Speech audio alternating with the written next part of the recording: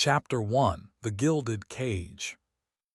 The train, a sleek silver serpent named the Eternity Express, hissed to a halt with the oiled silence of a well-fed predator.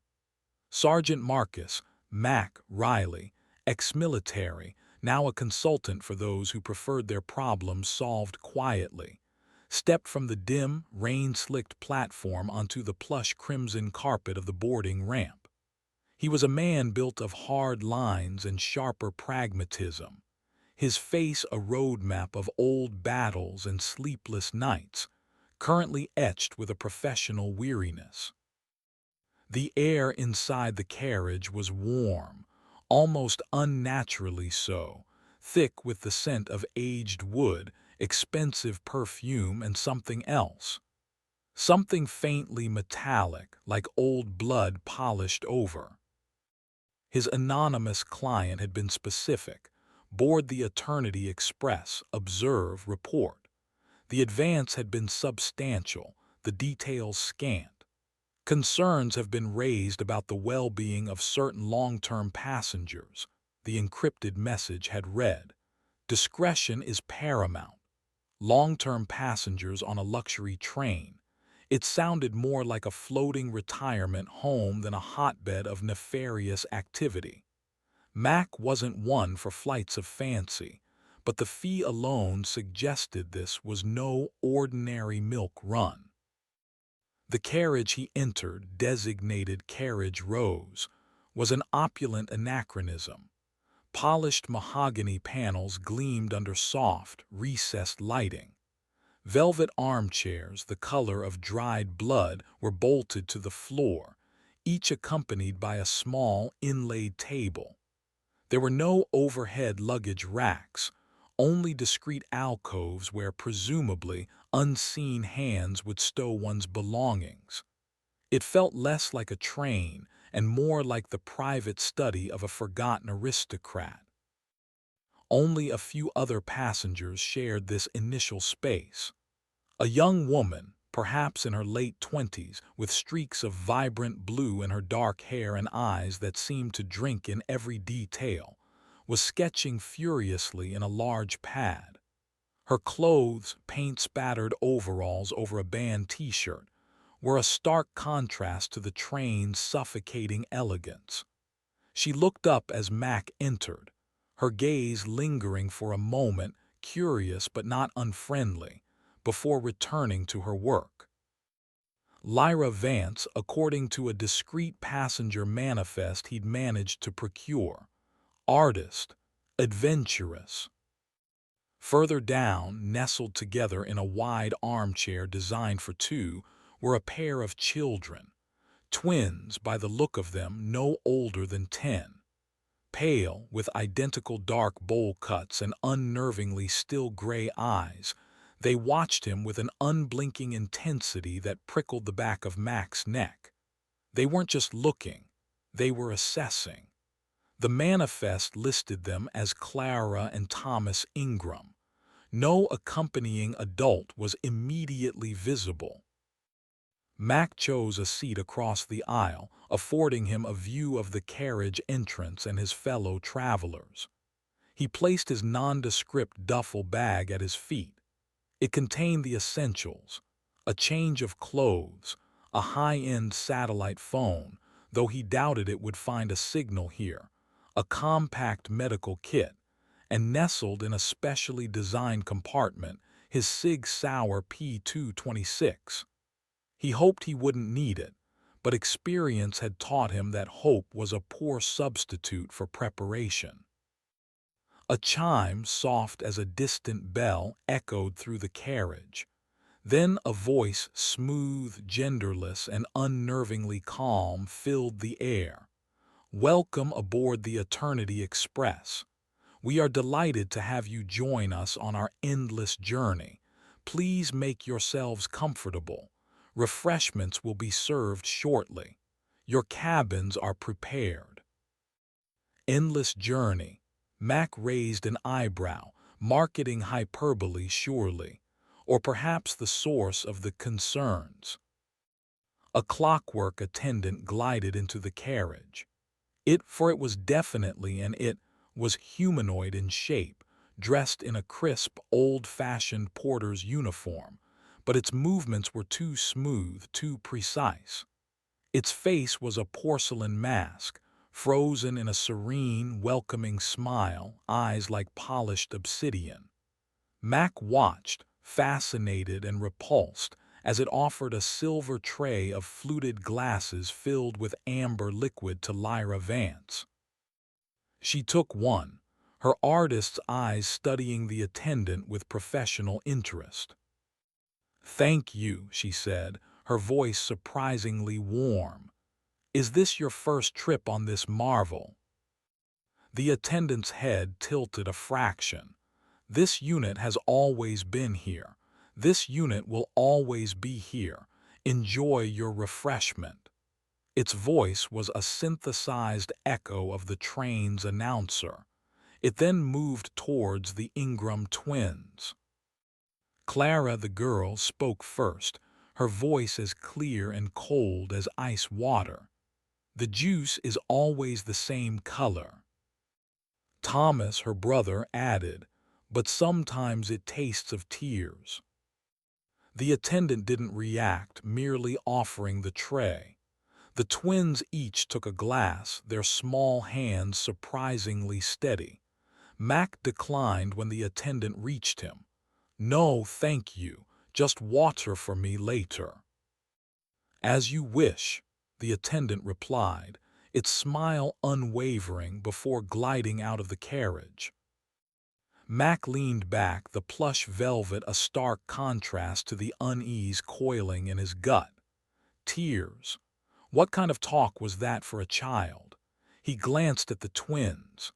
They were sipping their juice, their identical gazes fixed on the window, though only a blur of indistinct, rapidly passing landscape was visible. The train was picking up speed, a low hum vibrating through the floor. Lyra Vance caught his eye and offered a small, wry smile. "Interesting welcome committee, wouldn't you say, Sergeant?" She had a way of looking at people as if she were already deciding how to sculpt them. "Riley," Max supplied. "And yes, interesting is one word for it." He wasn't sure he liked being read so easily, but her candor was disarming.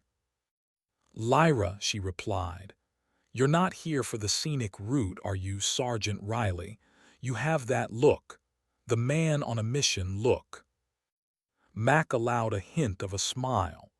"Just enjoying a change of scenery, Miss Vance." "Of course," she said, though her eyes twinkled with disbelief. She tapped her sketchpad. "I'm here for the muse. Heard this train was unique, a relic. A gilded cage on wheels, perfect for stirring the creative juices." "A gilded cage," Mack repeated thoughtfully, looking around the opulent carriage. The metaphor felt uncomfortably apt. The windows, he noticed, were thick, reinforced, and showed no obvious way to open them. The doors between carriages slid shut with a pneumatic hiss that sounded remarkably like a vault ceiling. The train moved with an almost supernatural smoothness, the rhythmic clatter of wheels on tracks muted, as if they were gliding on air rather than steel. Outside, the world was a streak of greens and grays, impossible to focus on, giving the impression of immense, relentless speed. Endless journey. The words echoed in Mack's mind with a newfound weight. He had a feeling this was going to be a very long trip indeed, in more ways than one. The initial scent of old blood, he realized, hadn't entirely faded. It was just very, very well disguised beneath layers of polish and perfume. His mission, he suspected, had just become a lot more complicated. Chapter 2: Whispers in the Velvet. The refreshments period passed, and the clockwork attendants returned, their porcelain smiles unwavering to guide passengers to their assigned cabins. Mack found himself in carriage azure, a section of the train even more opulent, if that were possible, than the initial lounge. His cabin, number 7, was a study in compact luxury. A single bed that looked surprisingly comfortable, a small writing desk of dark, polished wood, and an en-suite bathroom gleaming with brass fixtures. The window was the same as before, thick, sealed, offering only a rushing blur of the outside world. He did a quick sweep. No obvious cameras, no listening devices he could detect with a cursory examination. But the air of being constantly watched was pervasive, a subtle pressure on the skin. He unpacked his meager belongings, stowing his cig within easy reach beneath the pillow. His anonymous brief had mentioned long-term passengers. He wondered if they were in similar cabins, or if the train held secrets deeper than just its unnerving staff and vague destination. Later that evening, Mack made his way to the dining car, the Grand Elysium. It was a breathtaking space, spanning almost the entire width of the train, with a domed ceiling painted with a celestial mural. Crystal chandeliers cast a warm, inviting glow over tables draped in white linen and set with gleaming silverware. Soft classical music, seemingly emanating from the walls themselves, filled the air. Most of the tables were occupied, though not crowded.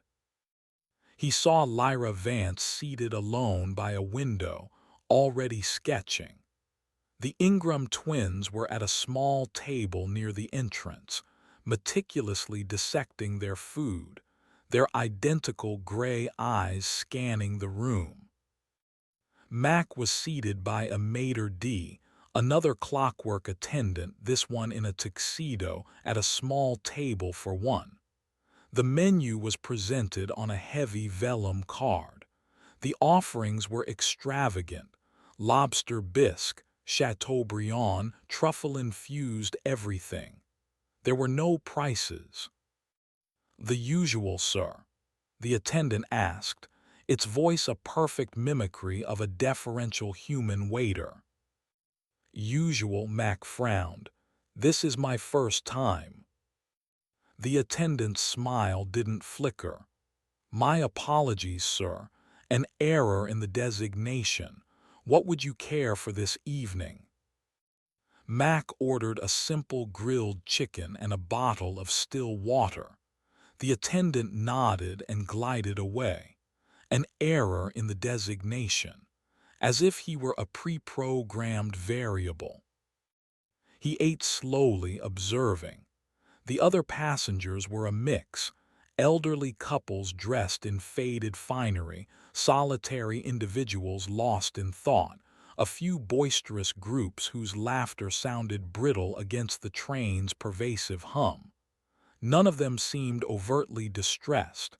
In fact, many seemed too content, as if they'd long since accepted the train as their entire world. As he was finishing his meal, Lyra approached his table, sketchpad tucked under her arm. "Mind if I join you for a moment, Sergeant? The silence at my table is becoming a little too inspiring, if you catch my drift." "Please," Mack gestured to the empty chair. She sat, her gaze sweeping the room. "It's like a dream, isn't it? A beautiful, slightly unsettling dream you can't quite wake up from. Or a nightmare, depending on your perspective," Max said quietly. Lyra nodded, her expression serious for a moment. "I was talking to one of the older ladies earlier. Mrs. Albright, sweet as pie, been on the train for, she couldn't quite remember how long.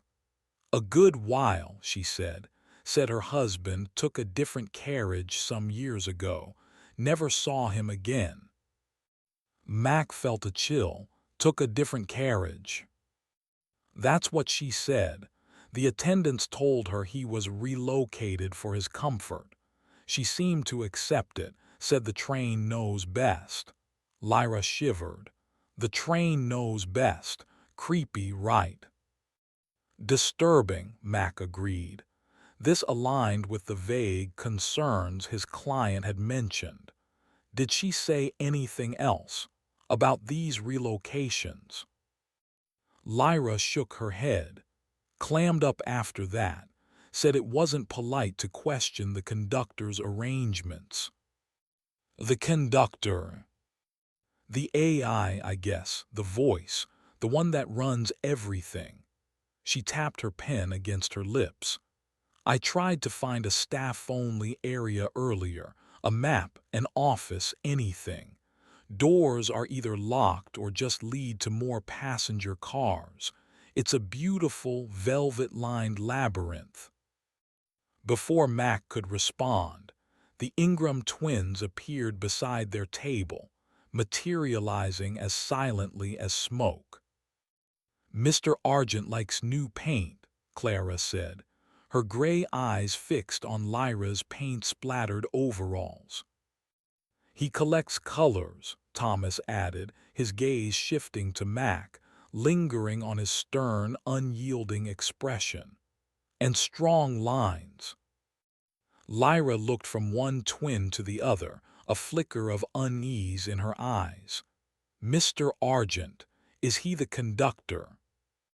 He's the curator, Clara corrected, her voice devoid of inflection. He decides what's beautiful enough to keep, Thomas finished. Mack leaned forward. And where is this Mr. Argent? The twins looked at each other, a silent communication passing between them. Then, in unison, they pointed towards the front of the train.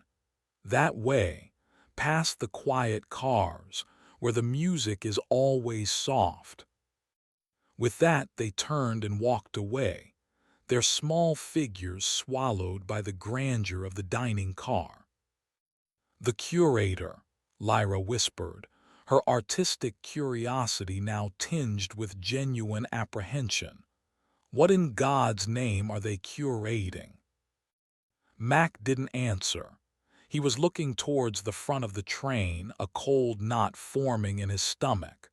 The name Argent felt significant, chillingly so, silver, cold, reflective.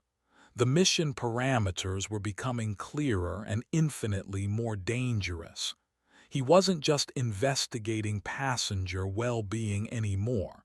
He was investigating a collector. And on a train with long-term passengers, who sometimes got relocated, he had a terrible suspicion about what, exactly, Mr. Argent might be collecting. Later that night, unable to sleep, Mack walked the corridors. The train was quiet, a gentle hum its only sound.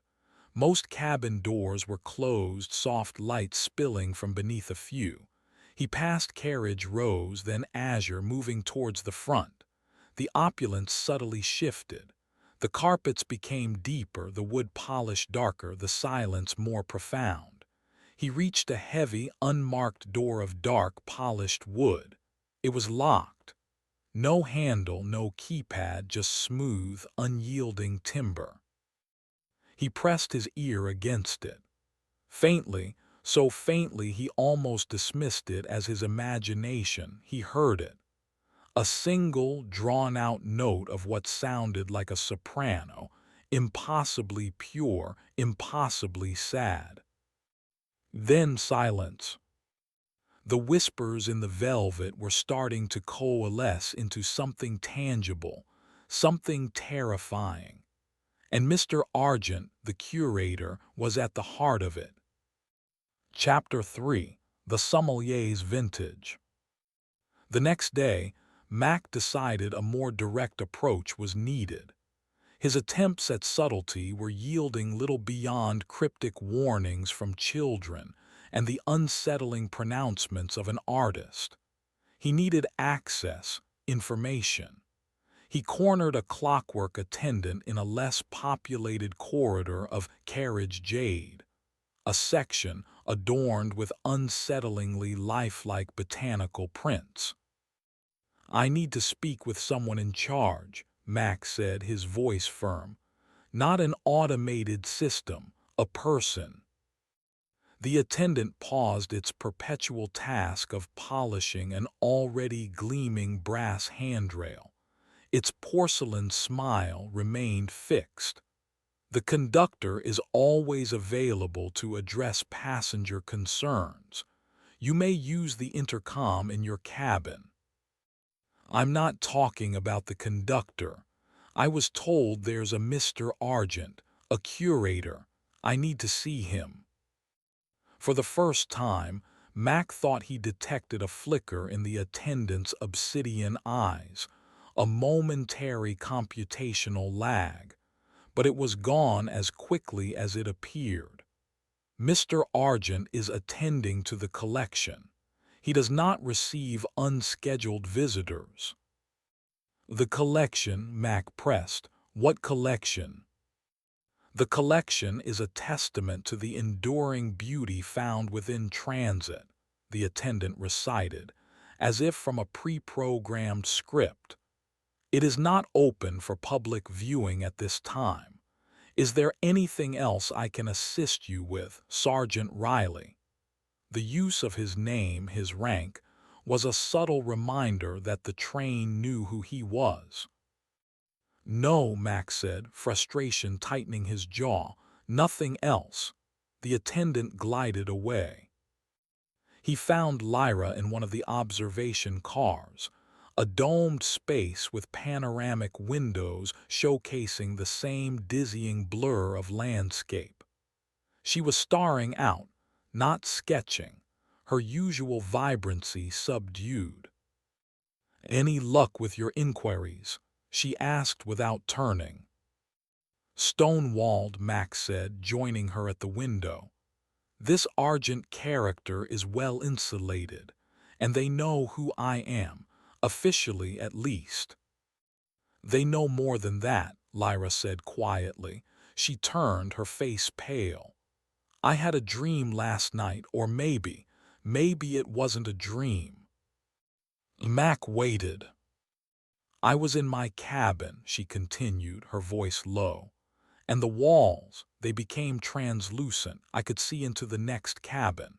There was a man in there, an older gentleman I'd seen in the dining car. He was sitting in his chair, perfectly still, but his eyes were wide with terror. And then, figures, shadowy like the attendants but less distinct, more fluid. They were surrounding him. One of them held something that glinted like a syringe. He didn't struggle, he just faded. Became part of the shadows." She wrapped her arms around herself. "When I woke up, or thought I woke up, the cabin next to mine was empty. The manifest on my screen showed it as unoccupied for refurbishment." Mack felt a cold dread. "Did you see Mr. Argent?" "No, just those things. And then I heard a voice, soft like velvet, coming from everywhere and nowhere. It said, 'A study in quiet desperation. Exquisite.'" Exquisite. The word was a venomous echo of the Ingram twins. "We need to find this collection," Mack said, his voice grim. "That's where the answers are, and the victims." Their opportunity, or a carefully orchestrated trap, presented itself that evening. In the dining car, the Grand Elysium, a new figure presided over the wine service. He was impossibly tall and gaunt, dressed in a sommelier's impeccable black suit. His face was long and pale, dominated by large, dark eyes that seemed to absorb the light. His fingers, as he handled the wine bottles, were like bleached twigs. The passenger manifest didn't list him. "Jules," the clockwork maitre d' introduced him with a slight bow. "Our specialist sommelier for the evening. He has some. unique vintages to share. Jules approached their table, Lyra and Mack having decided to dine together for mutual support. He moved with an unnerving, silent grace. "Good evening," Jules said, his voice a low, resonant hum like a cello string plucked in a crypt. "May I recommend something special from a private cellar not usually available?" "What do you have?" Mack asked, his senses on high alert. Jules smiled, a slow, thin stretching of his lips. "Tonight I have a Tears of Orpheus, a delicate vintage said to unlock forgotten memories. And for the lady," his dark eyes lingered on Lyra, "perhaps the artist's lament. It sharpens the perceptions, allows one to see the beauty in shadows." Lyra looked intrigued despite herself. "Artist's lament sounds dramatic." "All true art is, my dear," Jules murmured. Mack, however, was wary. "We'll stick to water, thank you." Jules' smile didn't falter. A pity. Such experiences missed. He bowed slightly and moved to the next table, where an elderly couple eagerly accepted his recommendations. Mack watched them, noting how their eyes glazed over slightly after the first sip. Later, as they were leaving the dining car, Mack saw Jules conferring quietly with a clockwork attendant near a service door he hadn't noticed before, a door much like the one he'd found locked near the front of the train. It was subtly recessed, blending into the ornate paneling. This was their chance. "Distraction," Mack muttered to Lyra. "Keep him occupied if he looks this way. I'm going to check that door." Lyra nodded, a spark of her adventurous spirit returning. "Got it. I'll ask him about the terroir of his shadow beauty." Mack moved casually at first, then, as Jules's back was turned, he slipped towards the service door. It was, as he suspected, unlocked. He eased it open a fraction. A narrow, dimly lit corridor stretched beyond, sloping slightly downwards. The air that wafted out was cold, sterile, with that same faint metallic tang he'd noticed upon boarding. He could hear the distant, rhythmic thrum of machinery, heavier, more industrial than the train's usual hum. He glanced back. Lyra was engaging Jules in animated conversation, her hands gesturing expressively. This was it. Max slipped through the door, pulling it almost shut behind him. He was in a different world now. The opulence of the passenger areas was gone, replaced by bare metal walls, exposed conduits, and the stark glow of utilitarian light strips. This was the train's underbelly, its hidden machinery, and he suspected the path to Mr. Argent's collection. The corridor branched. One way seemed to lead further down towards the thrumming machinery.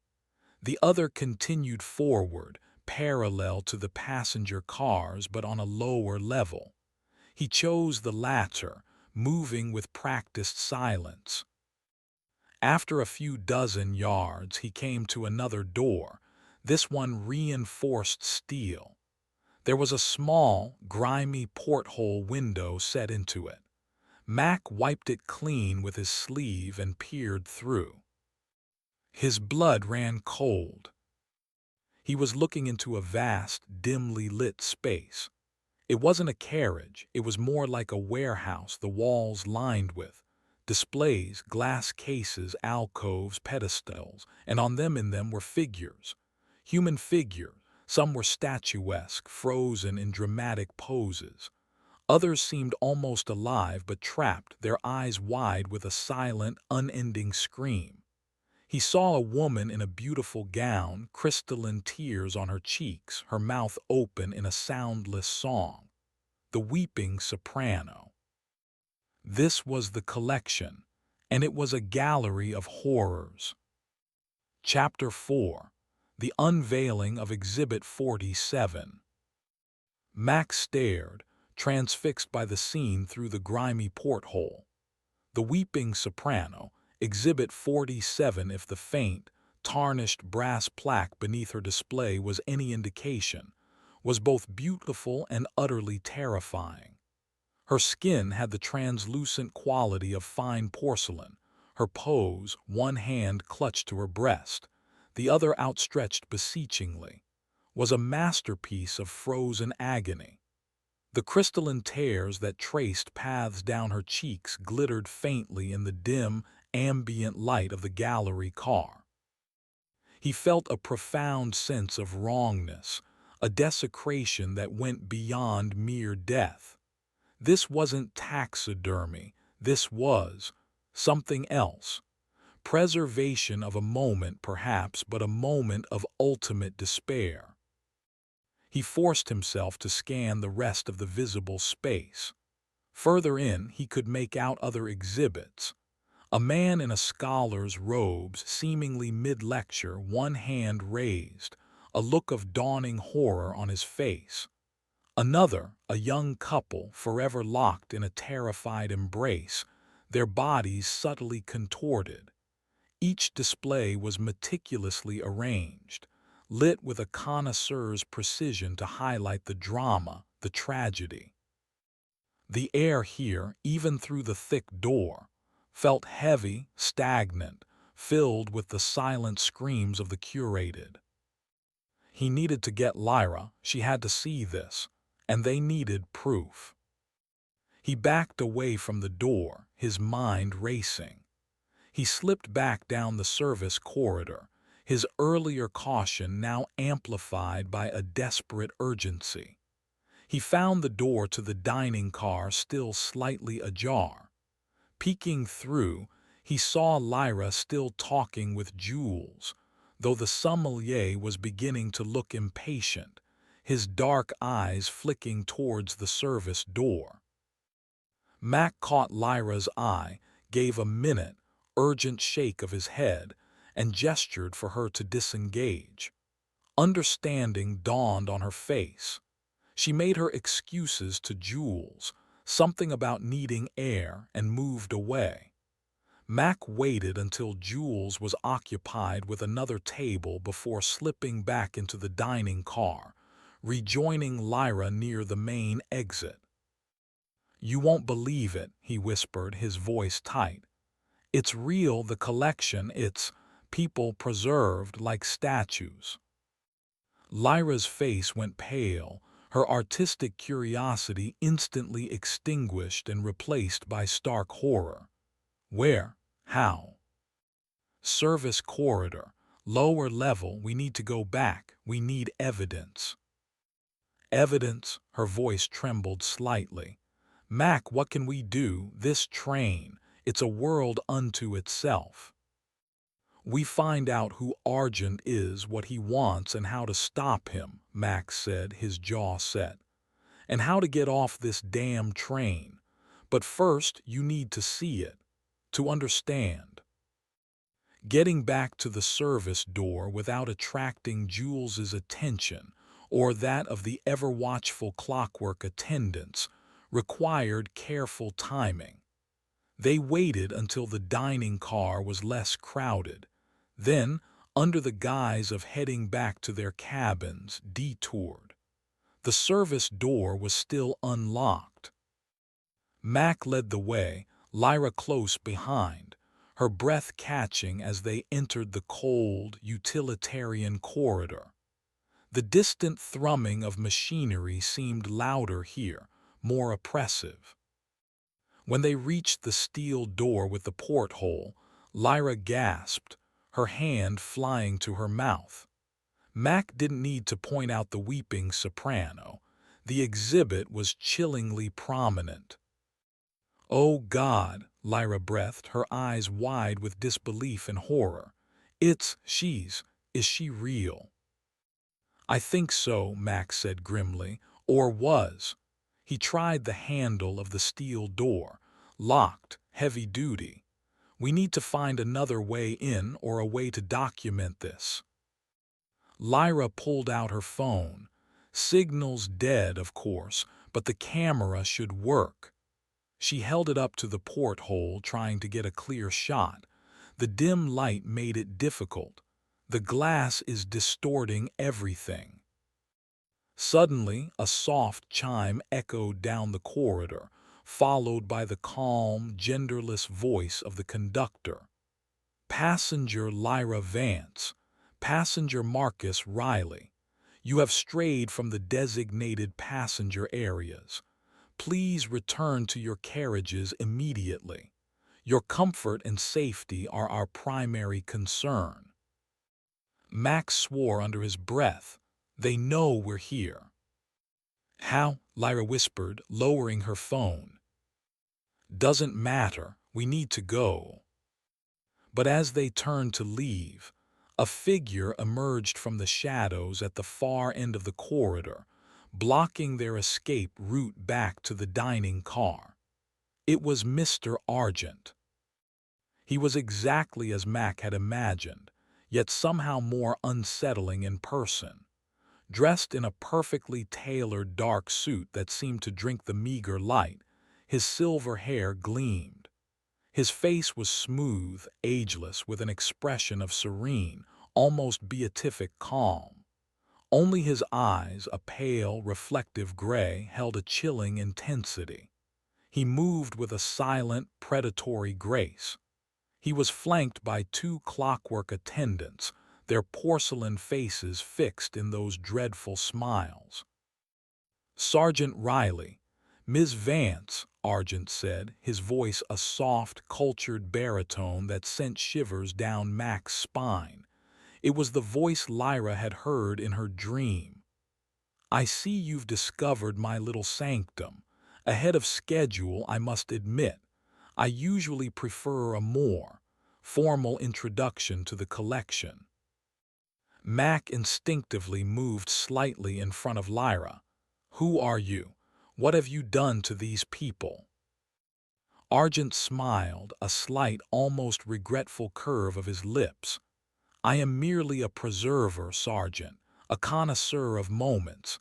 These souls, he gestured vaguely towards the steel door, are not done to.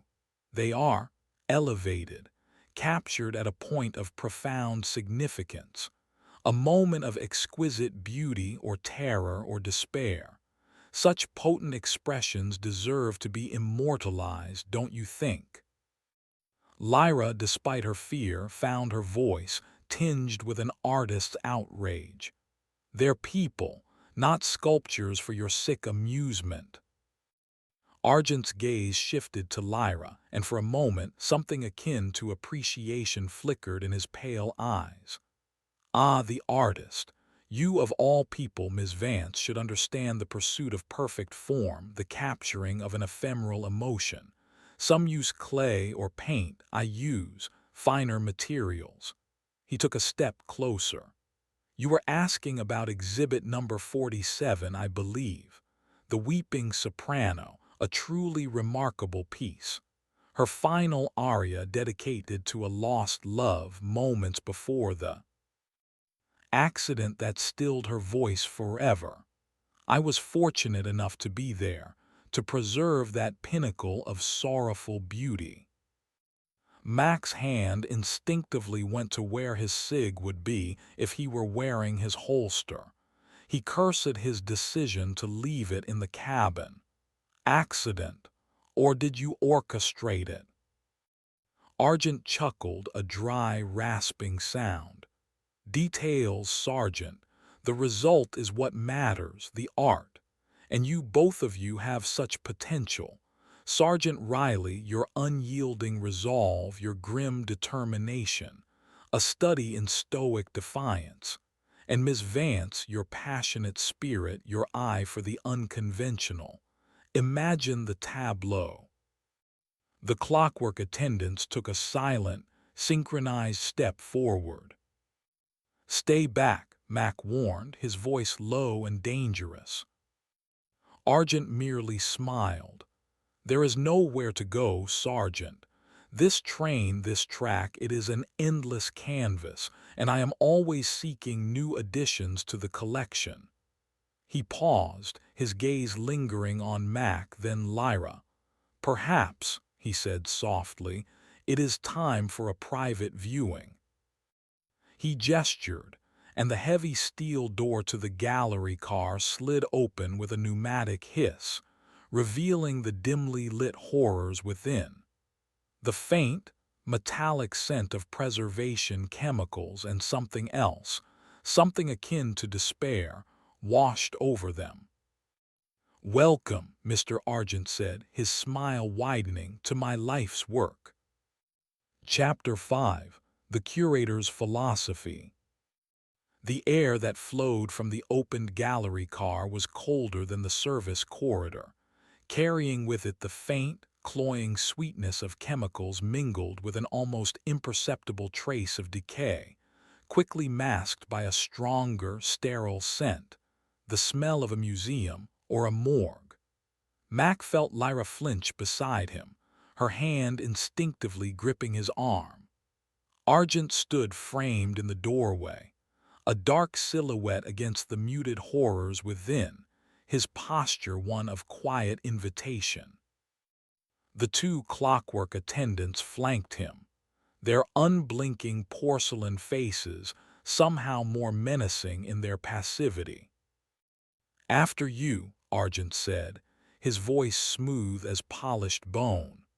There was no point resisting, not here, not unarmed and outnumbered by beings that clearly weren't constrained by human limitations.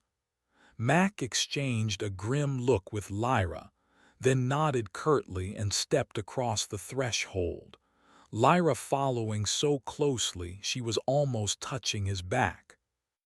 The gallery car was longer and wider than he'd anticipated, the ceiling higher, creating a cathedral-like space dedicated to the grotesque.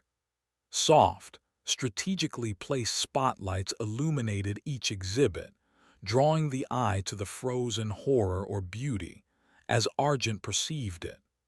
The silence was profound, broken only by the faint hum of the train and the almost inaudible whirring of what Mack assumed were climate control systems.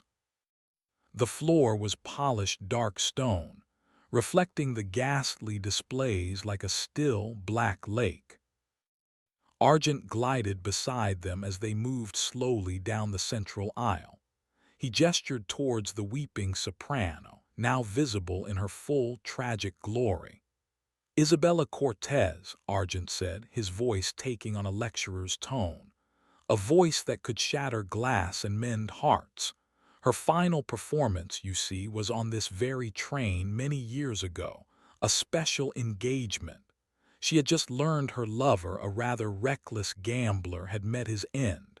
The raw emotion in her voice that night, it was transcendent. A fleeting masterpiece. I simply made it permanent." "You murdered her," Lyra accused, her voice trembling but firm. Argent turned to her, his pale eyes almost gentle. "Murder is such an unrefined term, Miss Vance. I prefer to think of it as an acquisition, a preservation of a perfect moment that would otherwise have been lost to time, diluted by grief, then forgotten. Is it not an artist's duty to capture such moments?" He looked at her expectantly, as if genuinely seeking her artistic validation. Lyra recoiled. "That's not art, that's monstrosity." Argent sighed, a theatrical exhalation of disappointment. "A common misconception. The uninitiated often confuse the sublime with the profane." He led them past other exhibits. The gilded cage philosopher, whom Mack recognized as the man Lyra had seen fade in her dream vision. He was frozen mid-gesticulation, a look of profound intellectual terror on his face, surrounded by books whose pages seemed to be made of yellowed skin, their titles unreadable. Professor Armitage, Argent supplied. He was on the verge of a breakthrough, a unified theory of existential dread. Such a beautiful mind teetering on the brink. I caught him just as he glimpsed the abyss. Mack felt a cold fury building. This wasn't just madness. It was calculated, predatory evil masquerading as aestheticism. And the others, the couple, he asked, gesturing to the pair locked in their terrified embrace. Ah, the star-crossed lovers, Exhibit 32, Argent said with a hint of pride. They believed they were eloping, fleeing disapproving families. So much youthful passion, so much naive hope, all dashed against the rocks of, well, let's call it misadventure. Their final moment together, realizing their folly, was truly poignant. He paused before a smaller display, a child sitting on a velvet stool, holding a worn teddy bear. The child's eyes were wide, glassy, reflecting the dim lights with an unnatural sheen. And little Timothy, Exhibit 9, the embodiment of lost innocence, so trusting. He simply wandered off from his parents during a station stop that, regrettably, the train departed from a trifle early. Station stop, Mack latched onto the words. This train makes stops. Argent smiled faintly. Occasionally, when the inspiration for a new piece presents itself or when supplies are required. His gaze flickered towards Mack, then Lyra, a silent, chilling implication. But the journey itself is, of course, endless, as is the pursuit of beauty. Who helps you? Mack demanded. Those clockwork things, who built them, who built this rolling mausoleum? The train has always been, Argent said evasively, waving a dismissive hand. It provides. The attendants are merely extensions of its will, as in a way I am its curator, its most devoted servant. I understand its needs, its desires. And what does it desire? Lyra asked, her voice barely a whisper. Argent's smile widened, becoming almost predatory. Perfection, permanence. It abhors the ephemeral nature of organic life. It seeks to elevate it, to fix it in its most potent state. He stopped before an empty alcove, much larger than the others, draped in black velvet. This one, for instance, is reserved for a truly special piece, something collaborative. His gaze lingered on Lyra, then shifted to Mack. Perhaps a study in defiance and reluctant inspiration. The contrast could be breathtaking. Mack's muscles tensed. He was acutely aware of the two clockwork attendants standing silently at the entrance of the gallery car, blocking any retreat. Argent was toying with them, enjoying their revulsion, their fear. You won't get away with this, Mack stated, his voice flat and hard. Argent chuckled. Get away with it, Sergeant. My dear man, I am it. This is my world, my gallery. There is no away. He spread his hands. Look around you. Do these souls look like they got away? They look like they're screaming, Lyra retorted, her fear now being channeled into a defiant anger. Precisely, Argent exclaimed, his eyes lighting up. The silent scream, the ultimate expression of the human condition captured for eternity. You do understand, Miss Vance, more than you let on. He stepped closer to her, his voice dropping to an intimate, conspiratorial whisper. Imagine what we could create together. Your eye for raw emotion, my techniques. We could fill this train with wonders. Lyra visibly shuddered and pulled back, closer to Mack. "I think," Mack said, his gaze locked on Argent, "our tour is over." Argent's smile thinned. "Not quite, Sergeant. The introductory tour, perhaps, but the selection process, that is a far more involved affair." He gestured to one of the attendants. "Jules will be joining us shortly. He has a particular talent for preparing new acquisitions. He helps them relax to find their most expressive moment." The implication was horrifyingly clear. They were being assessed, measured for their suitability as exhibits. Mack's mind raced, searching for an escape, a weapon, any advantage. The gallery car was a trap, Argent its spider. "What about the other passengers?" Mack asked, trying to buy time to gather information. "Are they all just waiting their turn?" "Some are simply passengers," Argent said with a dismissive shrug. "Ballast, scenery, they provide a comforting illusion of normalcy. Others, well, some are slow-burn projects. They require cultivation. Their despair, their unique qualities must be nurtured before they are ready for preservation." He paused. "And then there are those like yourselves who arrive with such immediate potential, such vibrant colors, it would be a shame to let them fade." The door at the far end of the gallery car hissed open, and the gaunt figure of Jules, the sommelier, stepped in. He carried a small, velvet-lined tray. On it, Mack could see several gleaming syringes and small, stoppered vials filled with liquids of various hues. "Ah, Jules," Argent said, his voice filled with satisfaction. "Excellent timing. Our guests are ready for the private consultation." Jules's dark eyes fixed on Mack, then Lyra, a predatory gleam within them.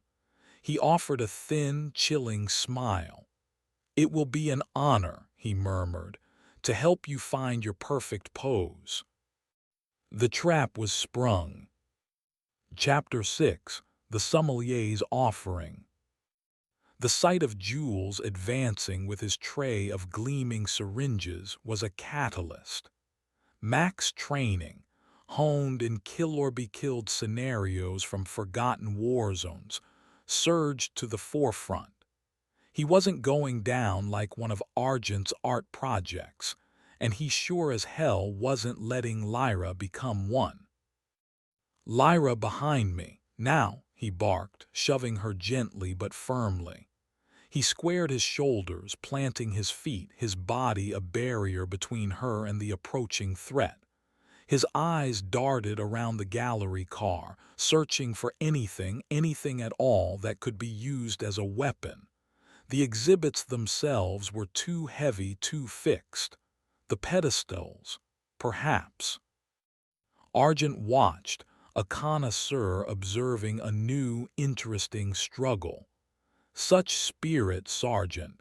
It will make for a magnificent piece. The Protector's last stand, perhaps." Jules, meanwhile, continued his silent, gliding approach, his dark eyes fixed on Mack with an unnerving hunger. He selected a syringe filled with a clear, viscous liquid. "This will only help you relax, Sergeant, to find that perfect stillness." "I'm relaxed enough," Mack growled. As Jules came within arm's reach, Mack exploded into motion. He feinted left, then drove a hard, straight right towards Jules's jaw. It wasn't the jaw of a normal man. It felt like striking polished marble. Jules staggered back a step, surprise or something akin to it flickering in his dead eyes, but he didn't fall. The syringe clattered from his grasp, rolling under a nearby display case. Before Jules could recover, Mack grabbed the heavy velvet-lined tray from his other hand and swung it like a discus. It caught Jules on the side of the head with a dull thud. The remaining vials and syringes scattered across the polished stone floor, some shattering, their contents hissing faintly as they pooled. "Impressive," Argent murmured, his calm unruffled, "but ultimately futile." He gave a slight nod to the two clockwork attendants still guarding the main exit. They began to advance, their movements perfectly synchronized, their porcelain smiles unwavering. Mack knew he couldn't fight them all. Jules was already recovering, a thin trickle of dark, viscous fluid, not blood, oozing from a cut on his temple. The attendants were relentless, tireless. "Lyra, the exhibits," Mack yelled. "The pedestals, can you move one?" Lyra, her face a mask of fear but her eyes resolute, scrambled towards the nearest exhibit, a frozen figure of a man hunched over a desk, quill poised. The pedestal was ornate but perhaps not immovable.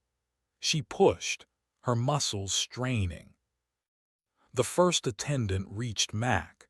He sidestepped its grab, lashing out with a kick to its knee joint. There was a faint crunching sound, but the attendant barely faltered, its leg bending at an unnatural angle before it compensated, its balance unerring. These things weren't just strong, they were built to endure. Mack backed away, trying to keep himself between Lyra and the advancing threats. Jules was back on his feet, his expression now devoid of any pretense of charm, replaced by a cold, reptilian focus. He was retrieving one of the fallen syringes. "It is a shame to mar the canvas before the masterpiece is complete," Argent said, his voice laced with a hint of disappointment. "But your resistance is uncooperative." The second attendant was closing in on Mack's other flank. He was being herded. Lyra gave a desperate cry. "Mack, it's too heavy." He risked a glance. She was right. The pedestals were clearly bolted or weighted. Then he saw it. Beside the exhibit Lyra was struggling with, there was a tall, slender metal stand holding a small brass plaque detailing the piece. It wasn't much, but it was something. "Lyra, the sign stand, grab it." As Lyra lunged for the stand, Jules darted forward, syringe held high, aiming for Mack's neck. Mack ducked, the needle whistling past his ear, and drove his elbow hard into Jules's unnaturally rigid abdomen.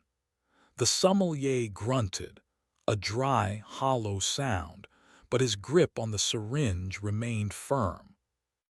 The first attendant grabbed Mack's arm, its grip like a vice. He could feel the pressure, the unnatural strength threatening to crush bone. He slammed his heel down on its foot, no reaction. He brought his head forward sharply, aiming for its porcelain face. There was a crack, and a spiderweb of fractures appeared on the mask, but the smile remained and the grip tightened. "It seems," Argent observed calmly, "you require more persuasion." Jules, recovering quickly, raised the syringe again.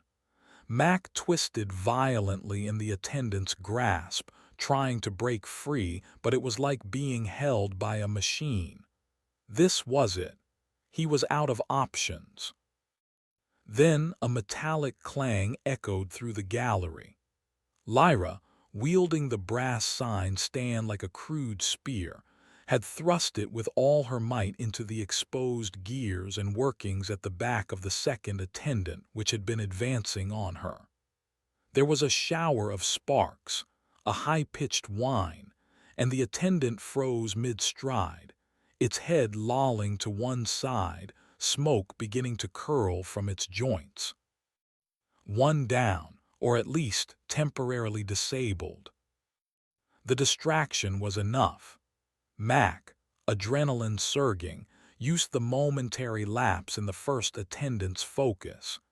If such a thing could have focus, to wrench his arm free with a desperate, twisting motion that sent jolts of pain up to his shoulder. He stumbled back, putting space between himself and Jules, who was now looking at Lyra with a new, colder intensity. Resourceful, Argent commented, though a flicker of something annoyance crossed his ageless face. But you've only damaged a tool, Miss Vance. There are always more tools. Lyra, panting, held the bent sign stand like a sword. Stay away from us. Mack moved to her side. We need to get out of here, back the way we came. Argent chuckled. And go where precisely? Back to your comfortable coffins. The train is a closed loop, Sergeant. There are no true exits, only transitions. Jules began to advance again, more cautiously this time, the syringe held low. The remaining active attendant moved to flank him. Mack knew they couldn't win a direct confrontation.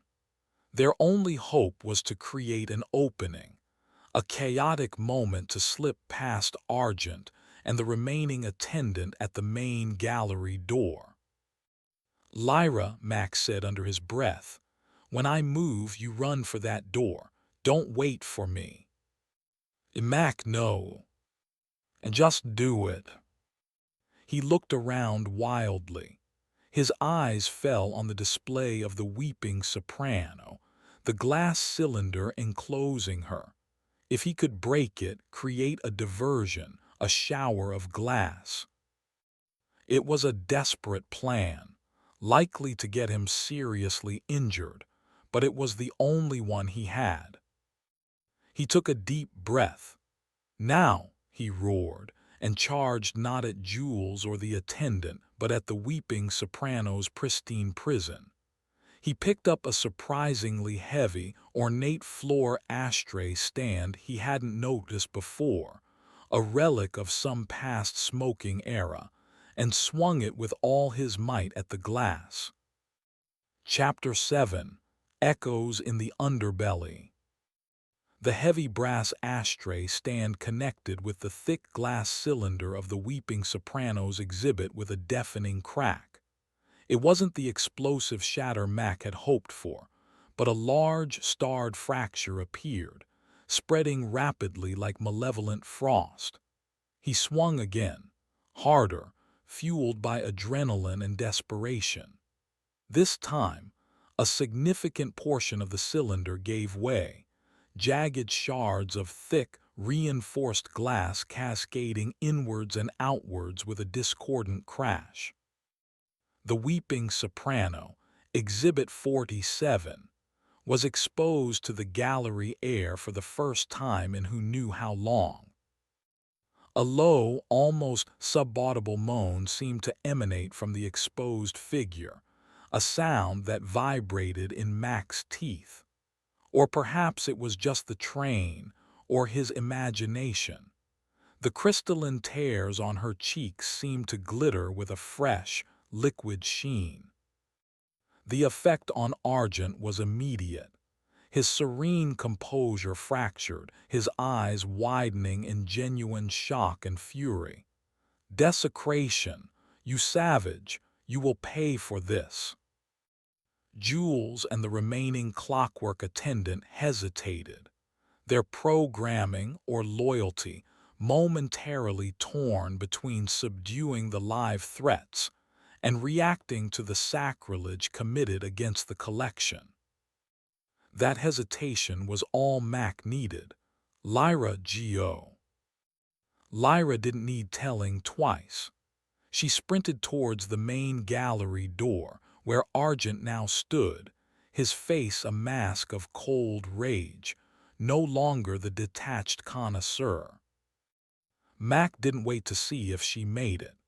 He turned and plunged back towards the service corridor entrance at the other end of the gallery, the one they had initially entered through. He could hear Argent shouting, a surprisingly human sound of fury, and the clatter of the attendant giving chase. He burst back into the narrow, utilitarian corridor, the metallic tang of the air a welcome change from the perfumed death of the gallery. He slammed the heavy steel door shut behind him. There was no lock on this side, and sprinted down the passage. He could hear the door being forced open again, the heavier footfalls of the attendant echoing behind him. He reached the junction. One way led up towards the dining car, the other deeper into the train's underbelly, towards the thrumming machinery he'd heard earlier. Going back up seemed too predictable, too easily cut off.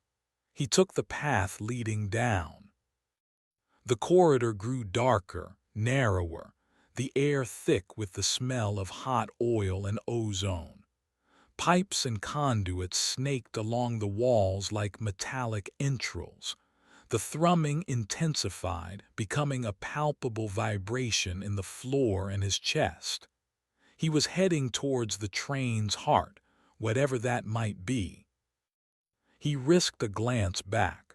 The clockwork attendant was gaining, its movements unnervingly fast and precise in the confined space. Its fractured porcelain face, with that hideous fixed smile, was a terrifying sight in the dim emergency lighting. Mack rounded a corner and skidded to a halt.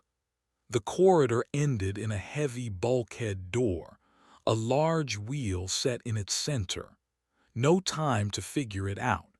He ducked into a narrow alcove beside a bank of humming electrical panels, pressing himself flat against the cold metal, hoping the shadows would conceal him.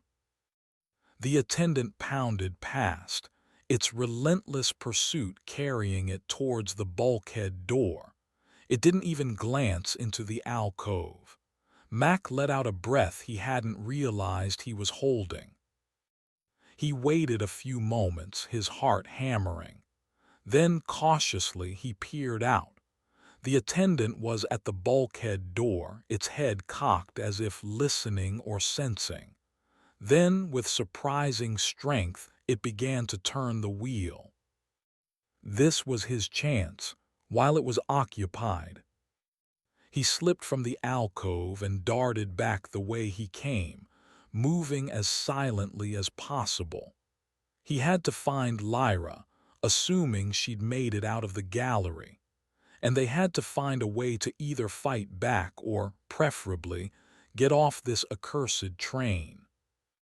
He reached the junction again. This time, he took the upward-sloping corridor towards the dining car. He moved with caution, listening intently. The sounds of pursuit from the gallery seemed to have faded, hopefully meaning Lyra had created enough of a diversion or Argent was too preoccupied with the damage to his soprano. The service door to the dining car was still slightly ajar. He peeked through. The car was mostly empty now, the dinner rush over. A few clockwork attendants were clearing tables with their usual eerie efficiency. No sign of Lyra. No sign of Jules. He slipped back into the opulent world of the passenger areas, the transition jarring. He felt exposed, vulnerable, his disheveled appearance and the grime of the service tunnels a stark contrast to the pristine surroundings. He needed to find Lyra and fast. He made his way through carriage azure, then rose, his senses on high alert. He half expected Argent or his minions to appear at any moment.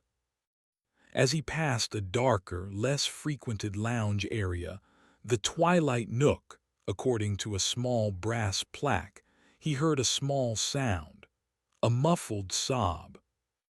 He peered into the gloom. Curled up on one of the deep velvet sofas, her shoulders shaking, was Lyra. Her face was buried in her hands. The bent sign stand lay on the floor beside her. "Lyra," he said softly. She jumped, her head snapping up, her eyes wide and red-rimmed. Relief washed over her face when she saw him. "Mack, oh, thank God, I thought they got you." "Not yet," he said grimly. "Are you okay? Did Argent follow you?" She shook her head. "He was screaming about his art. I just ran, didn't look back. I think one of those things chased me for a bit, but I lost it in the passenger cars." She gestured vaguely. "Hid in a restroom until I thought it was clear." "Good," Max said. "Smart." He sat beside her, the plush velvet feeling alien after the cold metal of the underbelly. "We need a plan, a real one. Argent knows who we are, what we've seen. He won't stop." Lyra wiped her eyes, a spark of her usual fire returning. "What can we do? We're trapped on this train to hell with a lunatic collector and his robot goons." "There has to be a control center," Mack mused. "A way to stop the train or at least override Argent's control. The conductor AI. Argent said he was its servant. Maybe the AI is the key. Or maybe it's just as crazy as he is," Lyra countered. Before Mack could reply, two small figures appeared in the doorway of the twilight nook. The Ingram twins, Clara and Thomas, stood side by side, their identical gray eyes fixed on them with that unsettling, knowing gaze. "The curator is angry," Clara stated, her voice flat. "He doesn't like broken toys," Thomas added, his eyes flicking to the bent sign stand, then to Mack's bruised knuckles. Mack straightened. "What do you two know about Argent, about this train?" The twins exchanged one of their silent glances. "He collects whispers," Clara said. "And screams," Thomas elaborated. "The train feeds on them." Lyra shivered. "Feeds on them? What does that mean?" "The engine heart," Clara said, pointing vaguely towards the front of the train. "It needs strong feelings." "Mr. Argent provides the best ones," Thomas concluded. Mack felt a chill. An engine heart that fed on emotions. It sounded like something out of a madman's fever dream, yet on this train it felt terrifyingly plausible. "Can you show us this engine heart?" Clara shook her head. "Too dangerous. The quiet attendants guard it." "Quieter than the others," Thomas clarified, "and faster." But Clara continued, a hint of something unreadable in her eyes. "There are other ways, hidden ways. The train has passages like a secret bloodstream." "If you want to hurt the curator," Thomas said, stepping forward, a small, almost imperceptible smile playing on his lips, "you must first understand his gallery and his pantry." His pantry. The implications were horrifying. "Can you help us?" Mack asked, keeping his voice level. He didn't trust these children, not entirely, but they were the only ones who seemed to possess any knowledge beyond Argent's twisted narratives. Clara and Thomas looked at each other again. Then, in unison, they nodded. "Follow us," Clara said, "but be very quiet. The walls have ears." "And sometimes teeth," Thomas added, before turning and leading the way out of the twilight nook, deeper into the labyrinth of the Eternity Express. Mack and Lyra exchanged a look of apprehension and reluctant hope, then rose to follow the eerie children into the unknown. Chapter 8: The Children's Gambit. The Ingram twins moved with a disconcerting silence, their small feet making no sound on the plush carpets of the passenger corridors. They led Mack and Lyra away from the opulent main sections of the train, towards areas that felt subtly different, less trafficked. The decor here was still luxurious, but faded, dusty, as if these carriages were remnants of a bygone era of the train's endless journey, slowly being forgotten. The air was stiller, the train's hum more muted. "Where are we going?" Lyra whispered, her voice barely audible. "To the pantry," Thomas replied without turning, his voice equally soft. "Mr. Argent keeps his. Ingredients. Fresh there," Clara added, a chilling matter-of-factness in her tone. Ingredients. Mac's stomach churned. He thought of the long-term passengers, the ones who took a different carriage. Were they the ingredients? Held in stasis, perhaps, waiting for their moment of exquisite expression to be curated. The twins stopped before a Chinese letter in a dimly lit corridor, a section of ornate, dark wood paneling that looked identical to the rest. Clara pressed a sequence of almost invisible carvings in the wood. With a soft click and a whisper of displaced air, a section of the wall slid inwards, revealing a narrow, dark opening. "The old ways," Clara said, gesturing into the blackness, "before the attendants became so efficient." Mack peered into the opening. It was a tight passage, clearly not meant for regular use, smelling of dust and something else. A faint, coppery scent that made the hairs on the back of his neck stand up. "Are you sure about this?" he asked the twins. "It's the safest path to the pantry," Thomas said. "The main corridors are watched. Here, only the old whispers listen." Mack looked at Lyra. Her face was pale in the dim light, but her jaw was set with determination.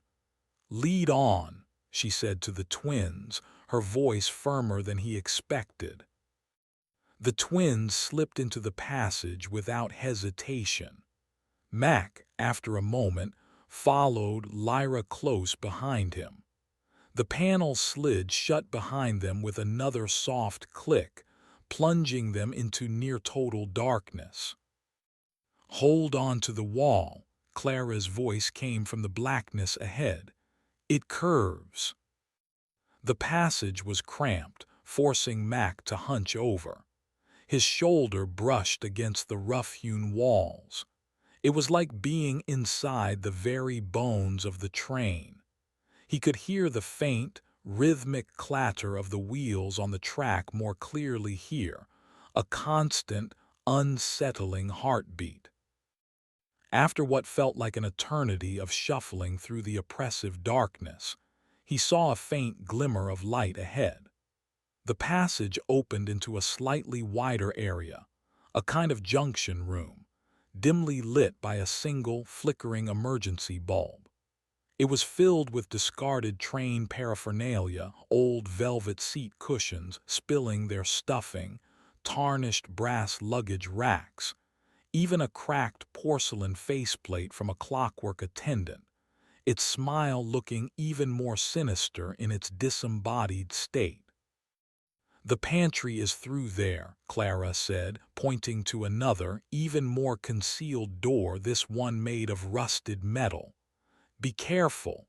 Sometimes things are left behind." Mack approached the metal door cautiously. There was a small, grimy slit at eye level. He wiped it clean and peered through. His breath caught in his throat. He was looking into a long, narrow carriage, quite different from anything he'd seen before. It was cold, the air visibly misting. Along both walls were rows upon rows of what looked like sleeping berths, but they were enclosed in glass like cryogenic pods. Inside each, a human figure lay still, bathed in a pale blue light. Some were old, some young, their faces peaceful or subtly contorted in expressions of unease, even in their suspended state. Wires and tubes snaked from the pods into the walls. "My God," Lyra breathed, peering over his shoulder. They're alive." "The long-term passengers," Mack said grimly. "Argent's private stock. He takes them when he needs a new subject," Thomas said from behind them, "or when the engine heart is hungry for a certain flavor of dream." "Flavor of dream," Lyra echoed, horrified. "Strong emotions," Clara clarified. "Fear, sorrow, despair. The ones in the gallery are the finished art. These are the canvases still waiting." Mack felt a wave of nausea. This train wasn't just a prison. It was a farm harvesting human beings for their emotional energy and, ultimately, for Argent's grotesque art. "Is there a way to wake them?" Mack asked, his mind racing. "To free them?" The twins looked at each other. "The controls are in Mr. Argent's private workshop," Clara said. "Next to the gallery, very well guarded." "And even if you woke them," Thomas added, "where would they go? The train is endless." Mack ignored the fatalism. "Argent's workshop, that's our target then. If we can disrupt his pantry, his collection, maybe we can disrupt him." Suddenly, a faint scraping sound came from further down the hidden passage they had just traversed. Mack tensed, signaling for silence. The twins' eyes widened almost imperceptibly. "Something followed us," Clara whispered, "or it was already here." The scraping came again, closer this time, accompanied by a wet, snuffling sound. It wasn't the mechanical precision of an attendant.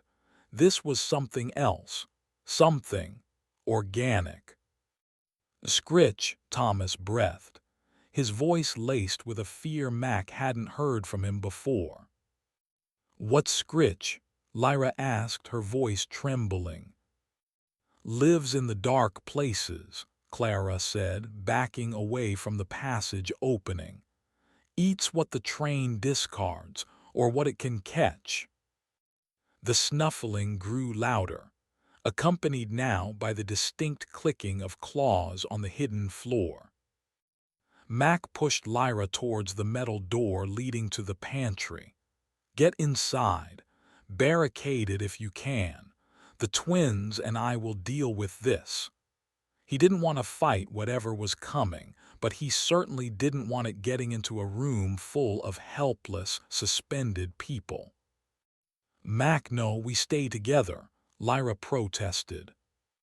"There's no time to argue." He shoved her more forcefully this time. "Go."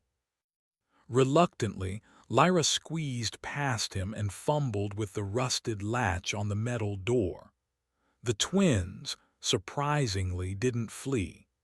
Instead, they pressed themselves against the wall, making themselves small, their eyes fixed on the dark opening of the passage. A grotesque shape began to emerge from the blackness. It was hunched, emaciated, its limbs too long and jointed at odd angles. Pale, sightless eyes glittered in a face that was barely human anymore, its skin stretched taut over sharp cheekbones. Long, yellowed claws scraped against the floor, and a low growl rumbled in its chest. "Scritch." It sniffed the air, its head darting back and forth, then its milky eyes fixed on Mack.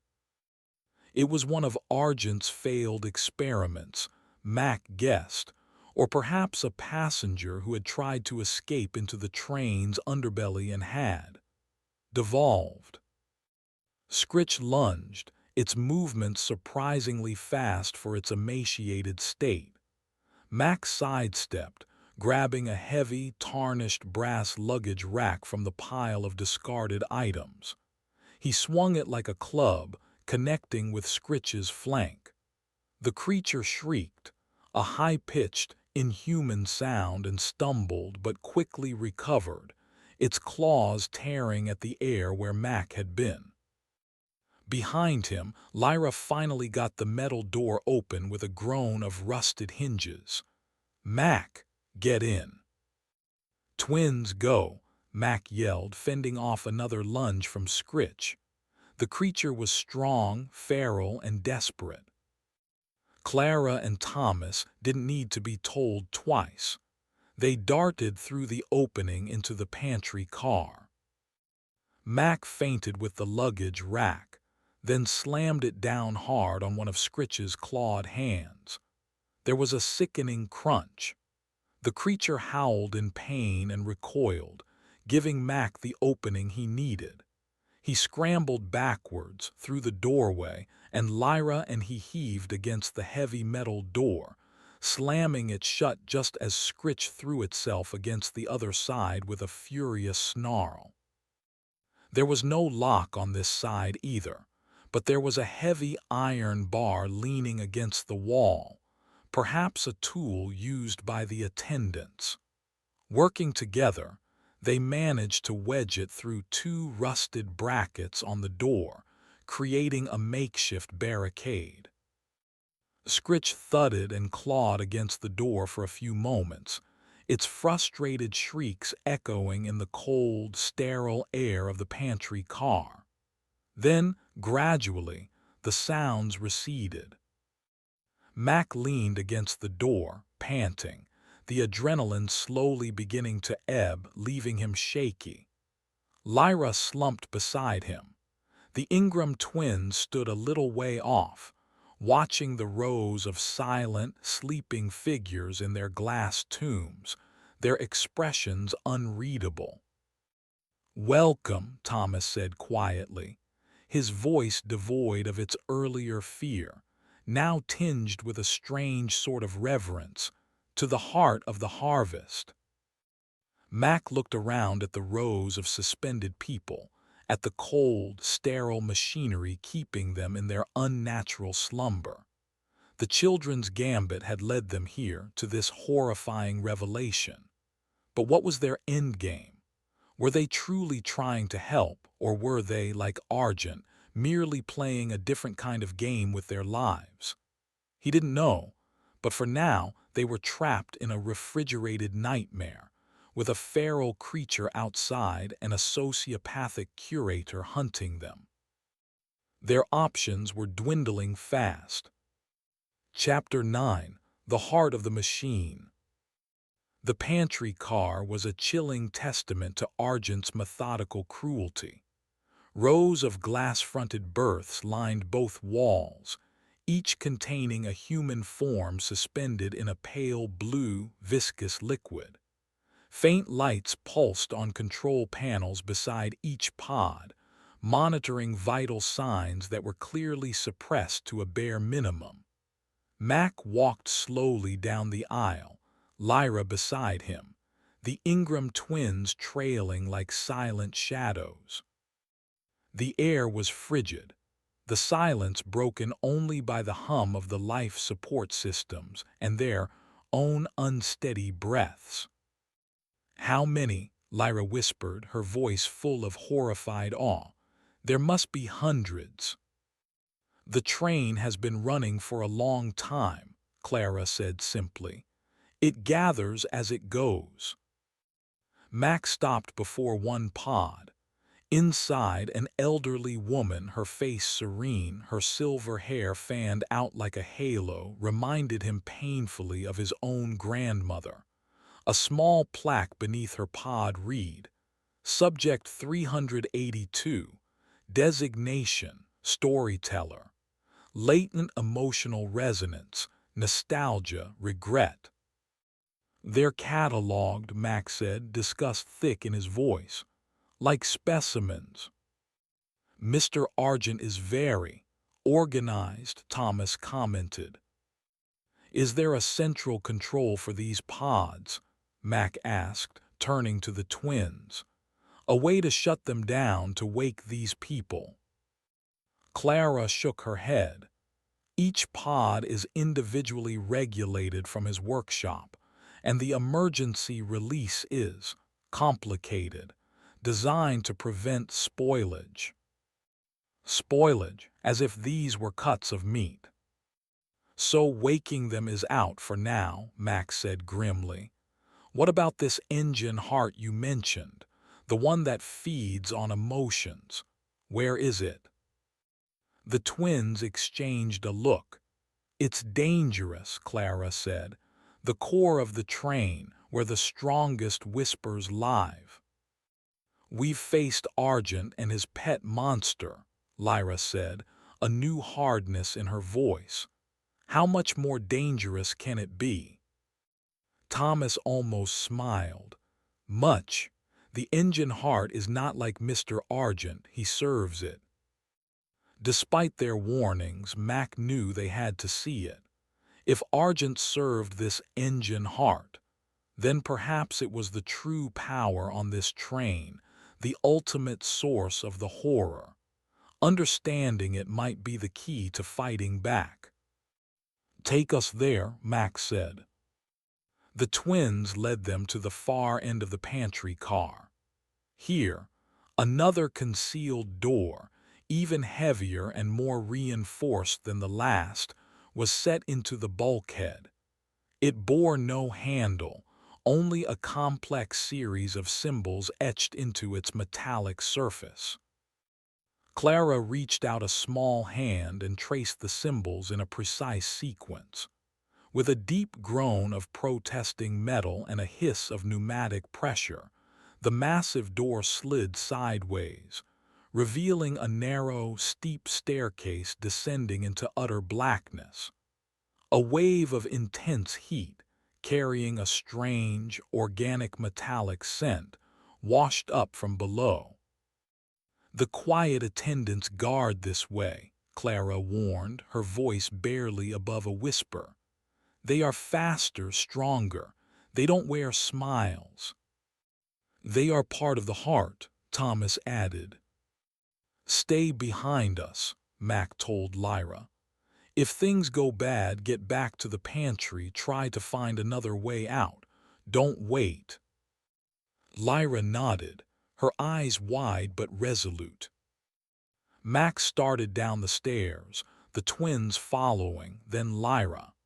The heat intensified with each step, the air growing thick and hard to breathe. The thrumming he'd felt in the underbelly was a deafening roar here, a primal beat that resonated deep within his bones.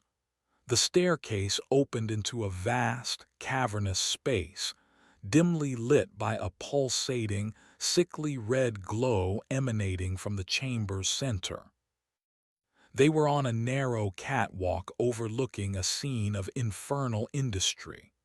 Below, massive pistons pumped, gears the size of carriages turned, and serpentine coils of wire and pipe throbbed with an unnatural light. But this was no ordinary engine room. Intertwined with the machinery fused into it were what looked like colossal, pulsating organic structures, vast, veined sacs, writhing tendrils of flesh-like material, and enormous crystalline formations that pulsed with the same red light as the chamber's core. And at the very center, suspended by a web of cables and organic ligaments, was the engine heart. It was a monstrous biomechanical sphere, at least 30 feet in diameter. Its surface was a nightmarish fusion of gleaming chrome, pulsating veins, and dark, obsidian-like plates. Dozens of thick cables, like grotesque umbilical cords, snaked from it, connecting to the surrounding machinery and organic structures, and disappearing up into the ceiling of the train. A low, guttural thrumming emanated from it, a sound that felt like it was trying to rearrange his insides. Periodically, arcs of crimson energy would erupt from its surface, bathing the chamber in an eerie glow. "This," Clara whispered, her voice filled with a strange reverence, "is where the train lives." Mack could see figures moving with silent, swift grace on other catwalks and amidst the machinery below. They were taller, leaner than the regular clockwork attendants, their forms more angular, their metallic bodies a dull, non-reflective black. They had no faces, just smooth, featureless head casings. The quiet attendants. They moved with purpose, tending to the monstrous heart, their movements economical and chillingly efficient. "What does it do?" Lyra breathed, clutching Mack's arm. "It consumes," Thomas said, "memories, emotions, dreams, the ones in the pantry. Their strongest feelings are siphoned here. Mr. Argent curates the best physical specimens for his gallery, but the heart takes the essence." So that was it. Argent wasn't just a mad artist. He was a purveyor, a high priest feeding this monstrous deity in the train's core. The collection was perhaps a byproduct, or his own twisted interpretation of worship. "Can it be destroyed?" Mack asked, his gaze fixed on the pulsating horror. Before the twins could answer, one of the quiet attendants on a lower catwalk froze, its featureless head slowly turning upwards, directly towards them. It had sensed them. Instantly, it moved, scaling a nearby lattice of pipes with insectoid agility, heading towards their catwalk with terrifying speed. "They see us," Lyra cried. "Back up the stairs," Mack yelled, shoving the twins and Lyra ahead of him.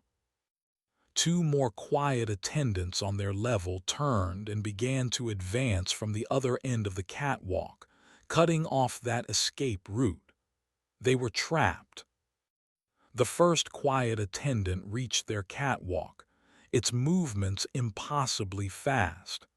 It raised an arm, and a long, wicked blade extended from its wrist with a soft snick. Mack met its charge. He had no weapon but his fists and his training. He ducked under a sweeping slash of the blade, feeling the air whisper past his face, and drove his shoulder into the attendant's midsection. It was like hitting a steel wall, but it momentarily unbalanced the creature. "The pipes!" Lyra shouted, pointing to a large, insulated steam pipe running alongside the catwalk. "If we could break it." It was a desperate idea. The quiet attendants were closing in. The one Mack had engaged was already recovering, its blade whistling through the air. The Ingram twins, however, did something unexpected. Instead of fleeing, they stood their ground, side by side, facing the advancing quiet attendants. Clara raised her small hands. "Stop," she commanded, her voice surprisingly resonant in the vast chamber, cutting through the roar of the engine heart. To Mack's astonishment, the quiet attendants hesitated. Their featureless heads tilted, as if considering the command. Thomas stepped forward. "The heart is unsettled. Your presence disturbs its digestion." The quiet attendants remained still, their blades still extended, but they were no longer advancing. It was as if the children held some strange authority here, in the very bowels of the beast. "What is this?" Mack managed, panting. "We speak," "It's language," Clara said, her eyes never leaving the quiet attendants. "Sometimes it listens." The standoff was tense, fragile. Mack didn't know how long the children's influence would last. He looked at the monstrous engine heart, then at the quiet attendants. They were facing the very source of the train's malevolence. Then a new sound cut through the din. A refined, cultured voice amplified throughout the chamber, cold and laced with fury. Such a touching display of interspecies diplomacy.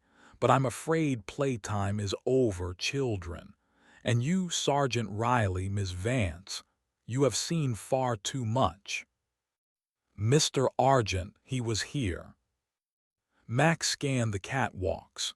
He saw him then, standing on a high platform directly overlooking the engine heart, flanked by two regular clockwork attendants, and to Mack's horror, Jules, who held a long, rifle-like device in his hands, not a firearm, but something with a strange, crystalline lens at its tip. "The heart requires a sacrifice," Argent announced, his voice echoing, "and I believe I have found the perfect offerings." Jules raised the strange rifle, aiming it directly at Mack. Chapter 10: A Fleeting Sanctuary. The rifle Jules aimed was no ordinary weapon. The crystalline lens at its tip began to glow with an intense, sickly green light, emitting a low, predatory hum that vibrated in Mack's bones.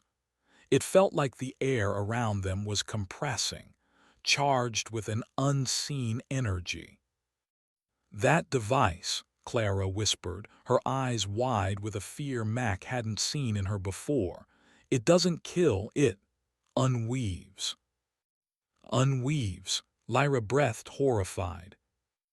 "It separates the essence from the physical," Thomas elaborated, his voice tight. "Prepares it for the heart, or for Mr. Argent's special projects." Mack knew they had seconds. The quiet attendants, though still hesitant due to the twins' intervention, were starting to shift, their featureless heads turning towards Argent as if awaiting a final command that would override the children's influence. "The steam pipe," Mack yelled, making a split-second decision. "Lyra, hit it now." He didn't wait to see if she'd obey.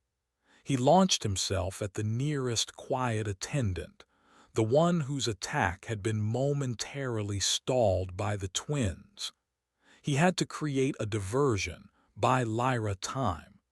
He tackled it low, aiming to take its legs out, hopping to send it tumbling from the narrow catwalk into the maelstrom of machinery below. The impact was jarring. The quiet attendant was incredibly strong, its metallic limbs like girders, but Mack's desperate momentum took it by surprise. They both teetered on the edge of the catwalk.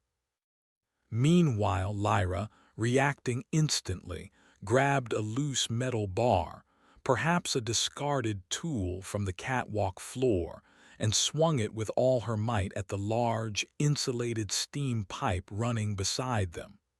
The first blow dented the insulation. The second, fueled by terror and adrenaline, struck a rusted joint with a sickening clang. With a deafening roar, a jet of superheated steam erupted from the ruptured pipe, instantly enveloping their section of the catwalk in a blinding, scalding cloud. Mack heard a shriek, mechanical or organic. He couldn't tell, as the quiet attendant he was grappling with was caught full in the blast. He threw himself flat on the catwalk, shielding his face, the intense heat scorching his exposed skin even through his clothes. The chamber was thrown into chaos. Alarms blared. The pulsating red glow of the engine heart seemed to intensify, its rhythmic thrumming becoming erratic, angry. Through the swirling steam, Mack saw Jules lower his weapon slightly, momentarily disoriented. Argent was shouting commands, his voice distorted by the roar of the escaping steam. "Lyra, twins, this way," Mack bellowed, crawling blindly. He grabbed Lyra's arm, pulling her along. The twins, small and agile, were already moving, seeming to navigate the chaos with an uncanny sense. The steam was a double-edged sword. It provided cover, but it also made escape treacherous. The catwalk was slick, visibility near zero. Mack could hear the metallic clang of the quiet attendants moving, disoriented but still a threat. "There's a service ladder," Clara yelled, her voice surprisingly clear over the din. "This way, it leads up to the older maintenance shafts." They followed her voice, stumbling through the scalding fog. Mack risked a glance back. Through a momentary clearing in the steam, he saw Jules raising his weapon again, the green glow intensifying. Mack shoved Lyra and the twins forward. "Move." A beam of green energy shot past his head, striking the catwalk railing where he'd been a second before. The metal didn't melt or explode. It seemed to unravel, dissolving into shimmering particles that were instantly sucked towards the pulsating engine heart. Unweaving. The twins hadn't been exaggerating. They reached the ladder, a narrow, rusted metal affair bolted to the side of a massive support pillar. It ascended into darkness.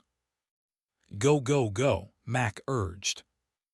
Lyra scrambled up first, then Thomas, then Clara.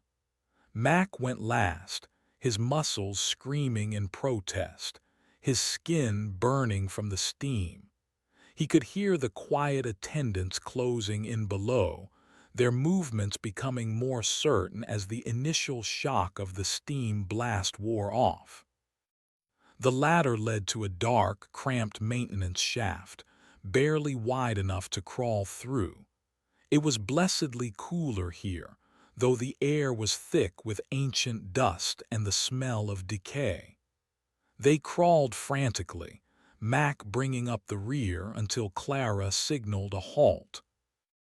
"We should be safer here for a moment," she panted, her small chest heaving. "These shafts are old, forgotten, not on their main patrol routes." They collapsed in the dusty darkness, coughing, their hearts pounding. Mack took stock. They were alive miraculously. But for how long? Argent knew they were in these shafts. It was only a matter of time before he sent his minions after them. "That was insane," Lyra breathed, wiping soot from her face. "The engine heart, it's alive." "And hungry," Thomas added quietly. "The steam, it agitated it. It doesn't like disruptions to its meal time." Mack leaned against the cold wall of the shaft, trying to think. They had seen the train's monstrous secret, its insatiable core. They had provoked its high priest. Their situation was more desperate than ever. "We need a sanctuary," Mack said. "A place to rest, to think. Somewhere Argent won't expect." Clara and Thomas exchanged a look. "There is one place," Clara said slowly. "A carriage the train itself tries to forget.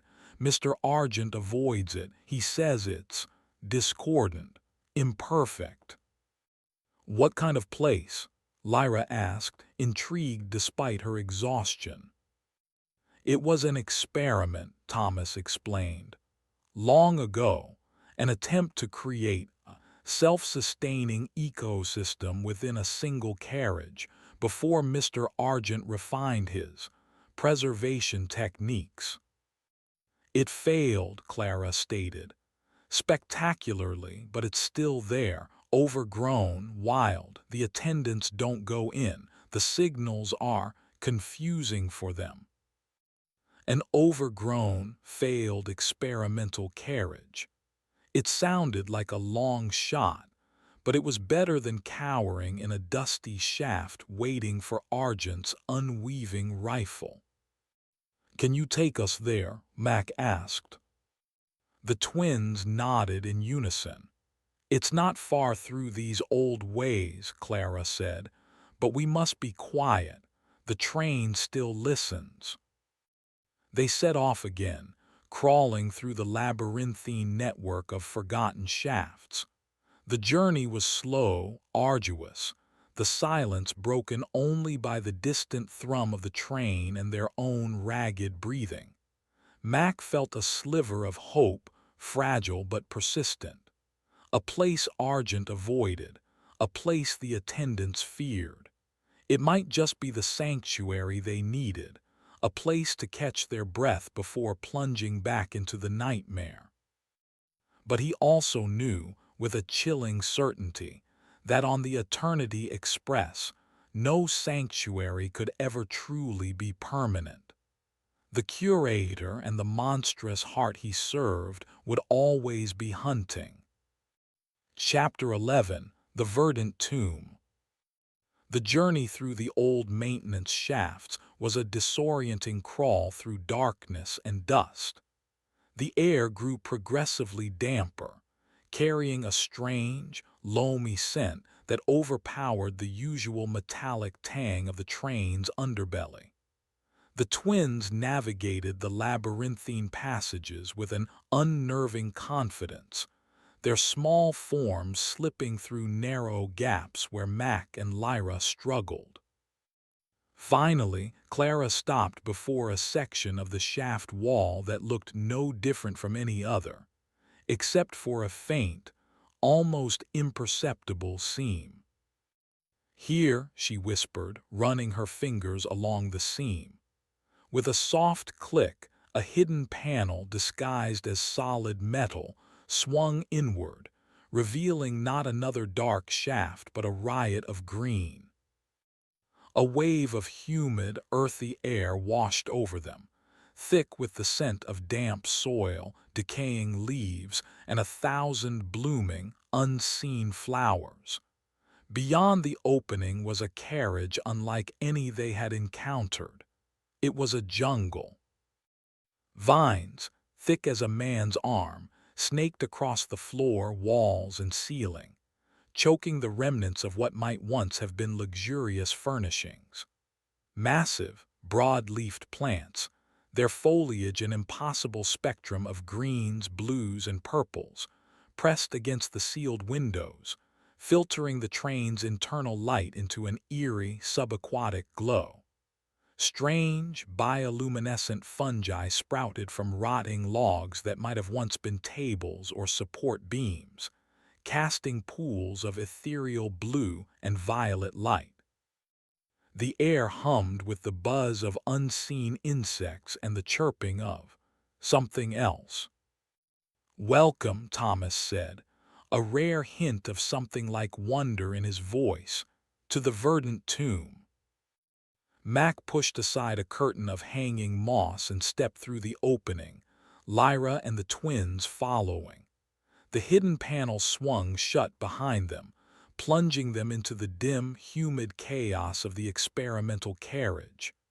The change in atmosphere was profound. The relentless, mechanical hum of the train was muffled here, replaced by the softer, more organic sounds of a living, breathing ecosystem, albeit one gone terribly, beautifully wrong. "This was meant to be a paradise," Clara explained, her voice hushed as they picked their way through the undergrowth. "A self-sustaining world, food, water, air, all recycled, a perfect closed loop." "What happened?" Lyra asked, her artist's eye drinking in the wild, untamed beauty and the underlying sense of decay. Life found a way, Thomas said cryptically. It adapted, mutated. The original designers lost control. The train sealed it off. Mack could see remnants of that lost control. Rusted, vine-choked machinery lay half buried in the loam. Shattered glass domes, perhaps once miniature climate regulators, were now home to iridescent beetles the size of his thumb. Strange, brightly colored birds, no bigger than sparrows but with overly long, curved beaks, flitted through the dense canopy above. Argent avoids this place, Mack asked, pulling a sticky, web-like strand from his hair.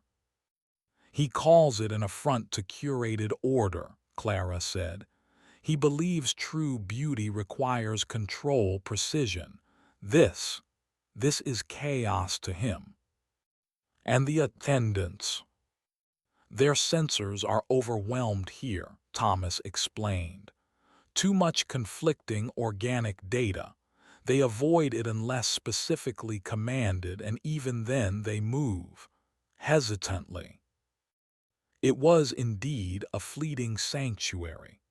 The air, though humid, felt cleaner, less tainted by the metallic dread of the rest of the train. They found a relatively clear patch beneath a massive, fern-like plant, its fronds creating a natural canopy. Max sank down onto a moss-covered log, the exhaustion of their ordeal hitting him with full force. Lyra sat beside him, her face smudged with soot and grime, but her eyes held a spark of resilience. The twins, remarkably, seemed unfazed, exploring the immediate vicinity with quiet curiosity. "We can rest here for a bit," Max said, his voice rough. "But not for long. Argent won't give up. He'll figure out where we are eventually." "What's the plan, Mac?" Lyra asked, her gaze searching his. "We've seen the worst of it, the pantry, the engine heart. How do we even begin to fight that?" Mac ran a hand over his tired face. "I don't know yet, but we know Argent's weaknesses now. His obsession with his collection, his reliance on the attendants, and this engine heart. It's powerful, but it's also a machine of sorts. Machines can be broken. Or reasoned with," Thomas piped up, having returned with Clara. He held out a strange, luminescent fruit about the size of a plum. "The heart listens to whispers. We told you." Mac looked at the fruit warily. "Is that safe to eat?" Clara took it and bit into it, a faint blue glow briefly illuminating her pale face. "The tomb provides, for those who respect it." She offered a piece to Lyra, who, after a moment's hesitation, accepted. "Sweet," Lyra murmured, surprised, "and a little tingly." "If the heart listens," Max said, turning back to the twins, "can you tell it to stop, to reject Argent?" The twins exchanged one of their inscrutable glances. "It's not that simple," Clara said. "The heart desires. Mr. Argent fulfills those desires. He is a good servant in its view. But its desires are primitive," Thomas added. "Strong emotions, raw essence. It doesn't understand art or cruelty, only sustenance." "So if we could offer it something else," Mac mused. "Or cut off Argent's supply line, the pantry, his ability to unweave people." "His workshop," Lyra said. "You said the controls for the pantry pods are there. If we could access it, maybe release the ingredients." "A mass awakening," Mac considered. "That would certainly disrupt Argent's order. and potentially overwhelm the engine heart with a sudden flood of confused, terrified emotions, chaos it might not be able to process. It was a dangerous, desperate idea, freeing hundreds of traumatized, disoriented people into the confines of the train could create a panic, a stampede, but it might also be the shock the system needed. Argent's workshop is next to the gallery, you said, Mack recalled. Heavily guarded, no doubt. The quiet attendants are always near, Clara confirmed. And Jules, he is, seldom far from the curator's side when new acquisitions are being processed. As they spoke, a faint, unnatural sound began to penetrate the organic symphony of the verdant tomb. A rhythmic, metallic scraping, coming from the direction of the hidden entrance. Mack tensed, company. The twins' eyes widened. They found us faster than we thought, Thomas whispered. The scraping grew louder, closer. It wasn't the precise movement of an attendant. This was something else, more deliberate, more patient. Then, through the dense foliage near the entrance, Max saw it. A gleaming, metallic proboscis like that of some monstrous insect was slowly, methodically cutting through the vines and leaves, clearing a path. It was followed by a multi-jointed metallic arm, ending in a complex array of sensors and cutting tools. "What is that?" Lyra breathed, her hand instinctively going to the bent sign stand she still carried. "A reclamator," Clara said, her voice tight with a new kind of fear. "It's usually confined to the deep service levels. It tidies, clears away unwanted organic matter." Argent must have sent it, Max surmised. He wouldn't risk his attendance in here if he could avoid it, but this thing, it's designed for messy work. The reclamator, a hulking, spider-like machine about the size of a small car, its body bristling with articulated limbs and gleaming tools, continued its relentless advance, slicing through the jungle with cold, mechanical efficiency. It wasn't fast, but it was inexorable, and it was heading straight for them. Their fleeting sanctuary was about to become a hunting ground. Chapter 12. The Reclamator's Harvest. The reclamator advanced with terrifying, methodical slowness, its multiple optic sensors glowing with a cold, blue light as it scanned the dense undergrowth. Its metallic limbs, tipped with whirring saws, sharp pincers, and what looked like industrial-strength shears, sliced through vines and tore apart broad-leafed plants with emotionless precision. It was an automated deforestation machine, and they were the forest it was programmed to clear. "We can't fight that thing head-on," Max said. His eyes narrowed as he assessed the mechanical monstrosity. "It's built for demolition." "It doesn't like fire," Thomas whispered, his small face pale. "The old records say the original ecosystem had fire plants. The reclamators were damaged by them." "Fire plants," Lyra echoed. "Are there any still here?" Clara shook her head. "Most died out or the train adapted them away, too unstable." The reclamator was getting closer, the whirring of its saws and the snapping of its shears growing louder, more menacing. The strange, colorful birds of the carriage had fallen silent or fled. "We need to slow it down, confuse it," Max said, his mind racing. "Lure it into denser growth, somewhere its bulk will be a disadvantage." He looked around the chaotic jungle. Twins, is there any part of this carriage that's particularly unstable, treacherous? Clara and Thomas exchanged a quick, silent glance. The filtration swamp, Clara said, at the far end, where the water reclamation system failed. It's marshy, full of quick bogs and grasping roots. Perfect, Mac said. Lyra with me. Twins, you know this place better than we do. Find a way to circle around it, create a distraction from the other side if you can. But stay safe. Don't engage it directly. The twins nodded, their usual composure strained but holding. They melted into the undergrowth like shadows, disappearing with an ease that Mac envied. All right, Lyra, Mac said, turning to her. Let's lead this overgrown garbage disposal on a merry chase. He picked up a heavy, gnarled piece of petrified wood, perhaps once part of the carriage's original structure, and hurled it at one of the reclamator's optic sensors.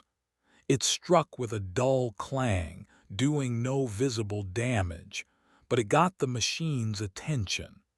Several of its sensors swiveled, focusing on their position. This way, Mac yelled, then plunged deeper into the verdant tomb, Lyra close on his heels. The reclamator, its programming identifying them as priority organic matter for removal, altered its course, its heavy treads churning through the loam, its cutting limbs tearing a wider swathe through the jungle as it followed. Mack and Lyra scrambled over fallen logs, pushed through dense thickets of razor-edged grasses, and ducked under low-hanging vines thick with thorns.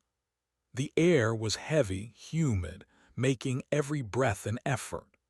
Strange insects buzzed around their heads, and occasionally something rustled in the dense foliage beside them, making them jump. Behind them, the sounds of the reclamator's destructive progress were a constant reminder of the pursuit.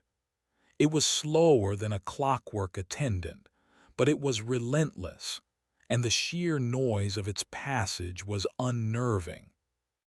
How much further to this swamp? Lyra panted, stumbling over a gnarled root. Shouldn't be far, Mac replied, pulling her up. He could smell a change in the air, a danker, more fetid odor, like stagnant water and decaying vegetation.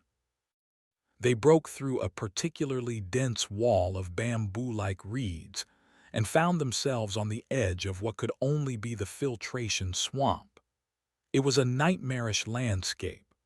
Pools of murky, black water lay between hummocks of spongy, moss-covered earth. Strange, sucker-mouthed plants with pulsating bladders grew at the water's edge, and thick, rope-like roots snaked across the surface of the bogs, looking like submerged pythons. The air was thick with the buzz of iridescent flies and the croaking of unseen amphibians.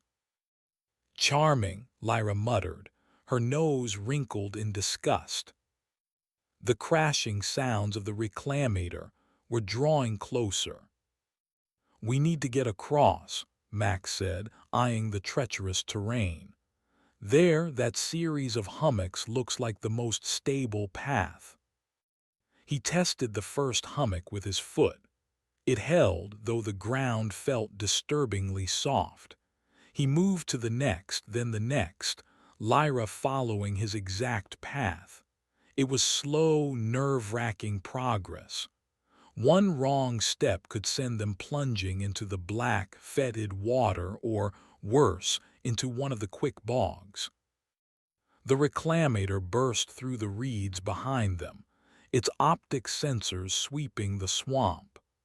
It paused for a moment, as if assessing the terrain, then, its programming overriding any caution, it began to advance, its heavy tread sinking slightly into the soft earth at the swamp's edge.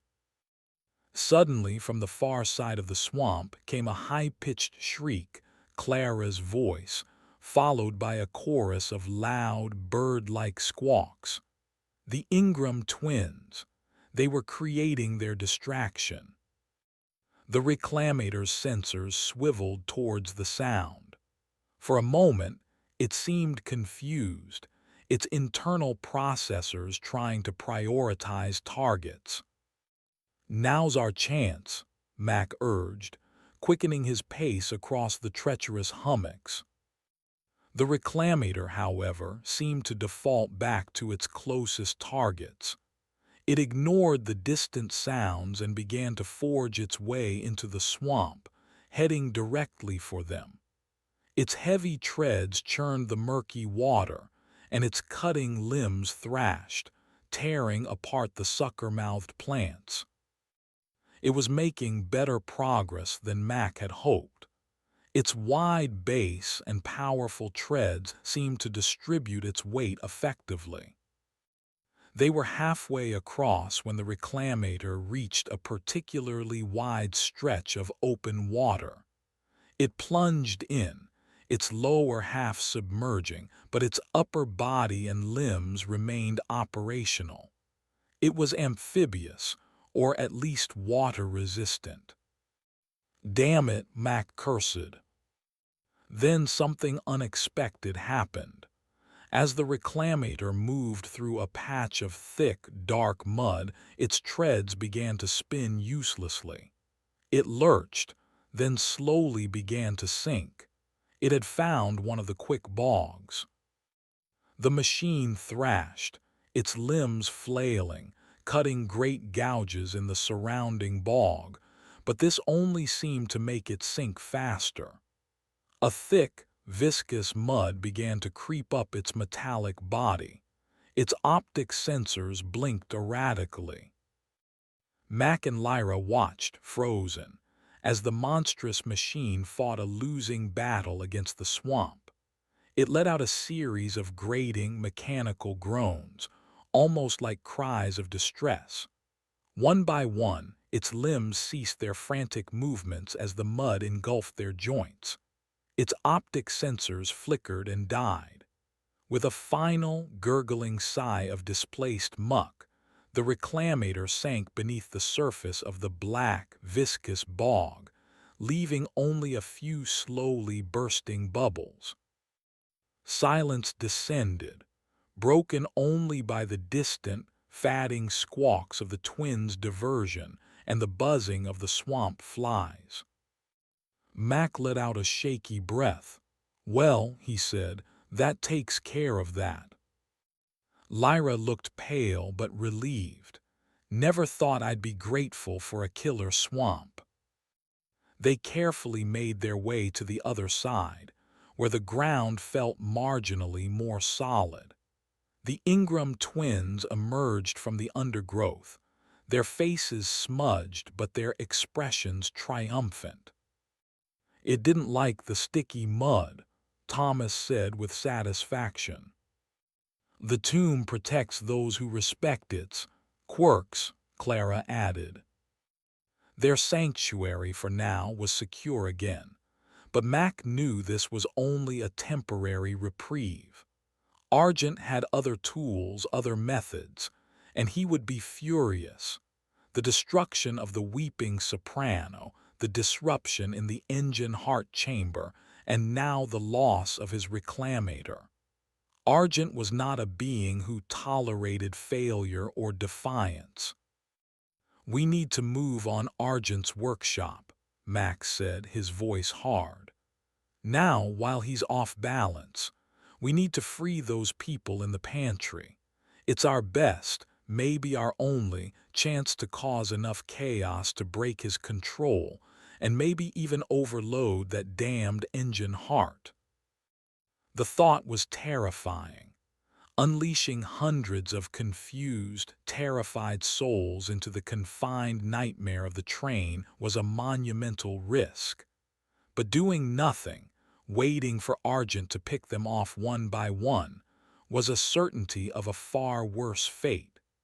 The verdant tomb had offered them a moment to breathe, but the real battle was still ahead in the curator's sterile, ordered sanctum of horrors. Chapter 13. The Architect of Screams. Leaving the relative safety, however bizarre, of the verdant tomb felt like stepping from a fevered dream back into a waking nightmare. The twins guided them through another series of little-used service shafts, these ones thankfully less infested with feral horrors, emerging finally into a dusty, forgotten storeroom filled with crates of what looked like antique linens and tarnished silverware, remnants of a more genteel, less overtly predatory era of the Eternity Express. Argent's workshop is 2 carriages forward, Clara whispered, her ear pressed against the storeroom door. Through the hall of echoing regrets and past the chamber of unfinished symphonies. Those are his names for them. Charming, Lyra muttered, hefting the bent sign stand that had become her reluctant weapon. The workshop connects directly to the main gallery and the pantry, Thomas added. It's the nerve center for his creations. Mack checked the crude map Lyra had sketched based on their previous explorations and the twins' information. The workshop, gallery, and pantry formed a kind of unholy trinity at what he presumed was the front section of the passenger-accessible part of the train. Beyond that lay the engine heart and whatever forbidden zones the quiet attendants patrolled. The Hall of Echoing Regrets, Mack mused. What can we expect there? Empty display cases, Clara said, for projects that failed or subjects who proved unsuitable. Their stories are etched into the glass. Sometimes you can hear them. And the chamber of unfinished symphonies. Sound-dampened rooms, Thomas explained, where he listens to his potential subjects. He believes their true essence is revealed in moments of extreme stress, before the unweaving or the final preservation. Essentially, a torture chamber. Mack's jaw tightened. Each revelation about Argent made him more determined to bring the curator's reign to an end. They moved with extreme caution, slipping out of the storeroom and into a corridor that was eerily silent. The lighting here was dim, theatrical, casting long, distorted shadows. They reached a grand archway inscribed with the words, "The Hall of Echoing Regrets." Inside, it was much as Clara had described. A long, wide carriage lined with empty glass display cases, each meticulously lit. But the glass wasn't clear. It was etched with swirling patterns of text and images, so dense it was almost opaque. As they moved closer to one, Mack could indeed hear faint, overlapping whispers, as if voices were trapped within the glass itself, murmuring tales of sorrow, loss, and terror. "Don't listen too closely," Clara warned. "They can pull you in." Lyra, despite the warning, seemed drawn to one case, her artist's curiosity piqued. She leaned closer, her brow furrowed. "It's like automatic writing, thousands of stories overlapping." Suddenly, she gasped and stumbled back, her face pale. "What is it?" Mack asked, instantly alert. I saw my own fear," she whispered, her eyes wide. "Reflected in the glass, but it was written. My anxieties, my doubts. It was trying to add my story to the others." "Argent's way of pre-screening, perhaps," Mack said grimly. "Or just another layer of psychological torment." They hurried through the unsettling hall, the cacophony of trapped whispers seeming to claw at their minds. The next archway read, "The Chamber of Unfinished Symphonies." This carriage was divided into a series of small, soundproofed rooms, their heavy doors fitted with small, reinforced windows. Most were dark, but from one, a faint, rhythmic thumping sound could be heard. Mack crept towards it, peering through the small window. What he saw made his blood run cold. Inside, a man, one of the passengers Mack vaguely recognized from the dining car, was strapped to a chair. He was gagged, his eyes wide with terror. A single bare bulb hung above him, casting harsh shadows. Before him stood Jules, the gaunt sommelier, holding not a syringe this time, but a strange, slender rod that crackled with faint blue energy. With each rhythmic thump, Jules would touch the rod to the man, whose body would convulse violently. Argent stood to one side, watching, his head tilted, an expression of intense concentration on his ageless face, as if listening to a complex piece of music. A clockwork attendant stood impassively by the door. "He's tuning him," Thomas whispered from beside Mack, his voice devoid of emotion. "Finding the precise frequency of his terror before the final composition." Mack felt a white-hot rage. He had to stop this. He looked at Lyra, then the twins. He couldn't risk them in a direct assault. "Stay here," he mouthed, then, before they could protest, he moved. He didn't try to open the door to the symphony room. It would be locked and alert Argent. Instead, he continued down the corridor looking for the workshop entrance. According to the twins, it should be just beyond these rooms. He found it, a heavy, reinforced steel door marked with a simple silver plaque, A. Argent Atelier. There was no visible lock, no handle, only a small, dark scanner panel beside it. This had to be it. He could hear the muffled thumps from the symphony room continuing. He didn't have much time. He examined the scanner panel.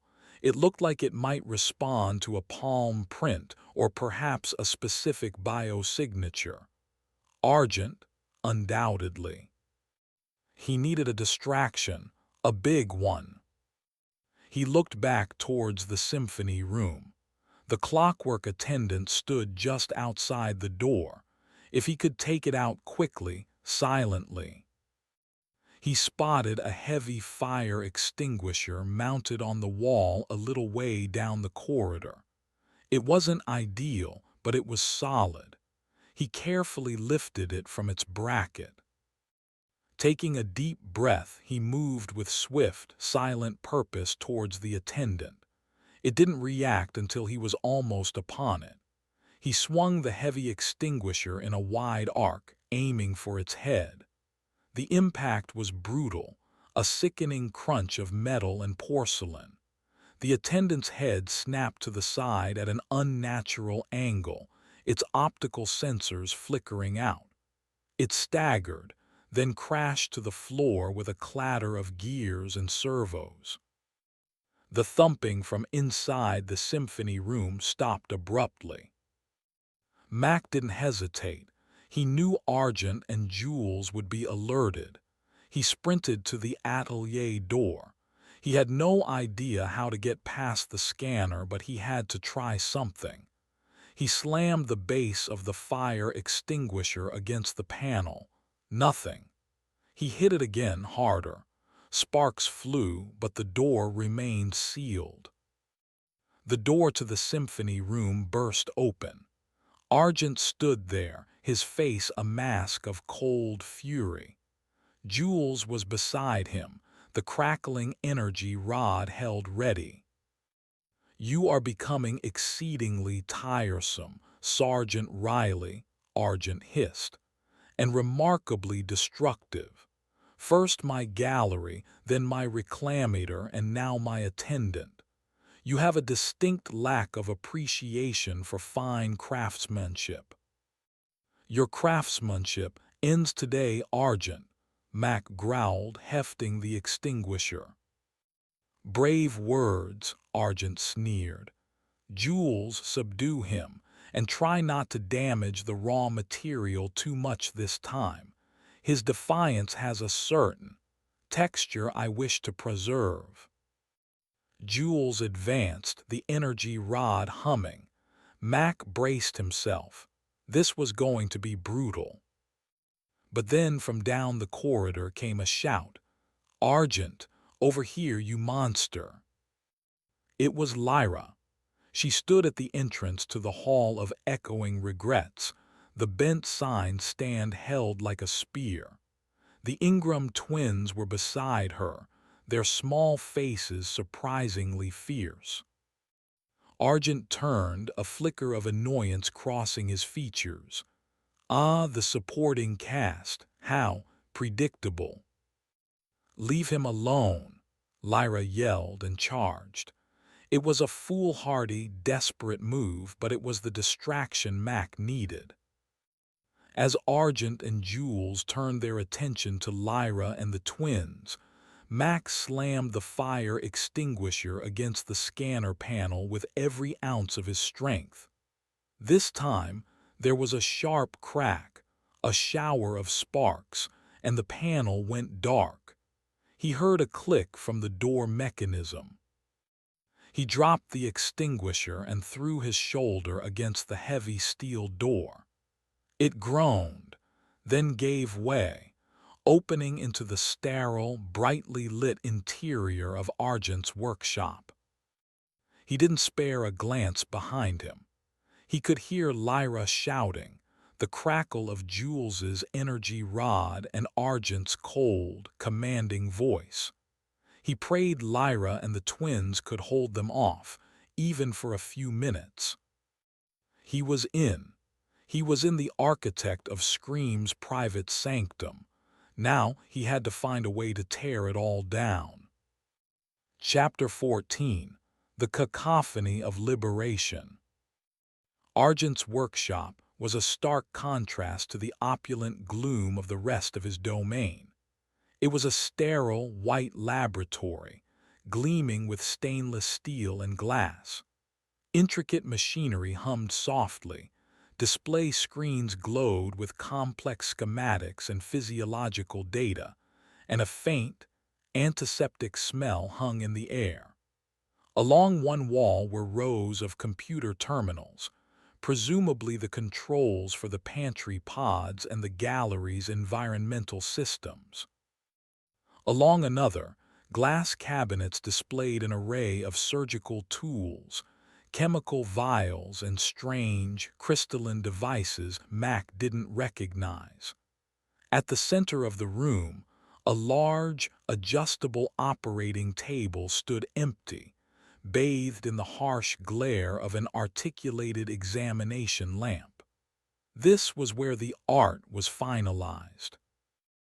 Mack ignored the chilling implications of the room's contents and sprinted towards the bank of computer terminals. He needed to find the release mechanism for the pantry pods. He scanned the screens, most of them displaying indecipherable lines of code or complex biological readouts. One terminal, however, showed a schematic of the pantry car, each pod represented by a glowing blue icon. This had to be it. He sat down, his fingers flying over the keyboard trying to access the system. It was, predictably, password protected.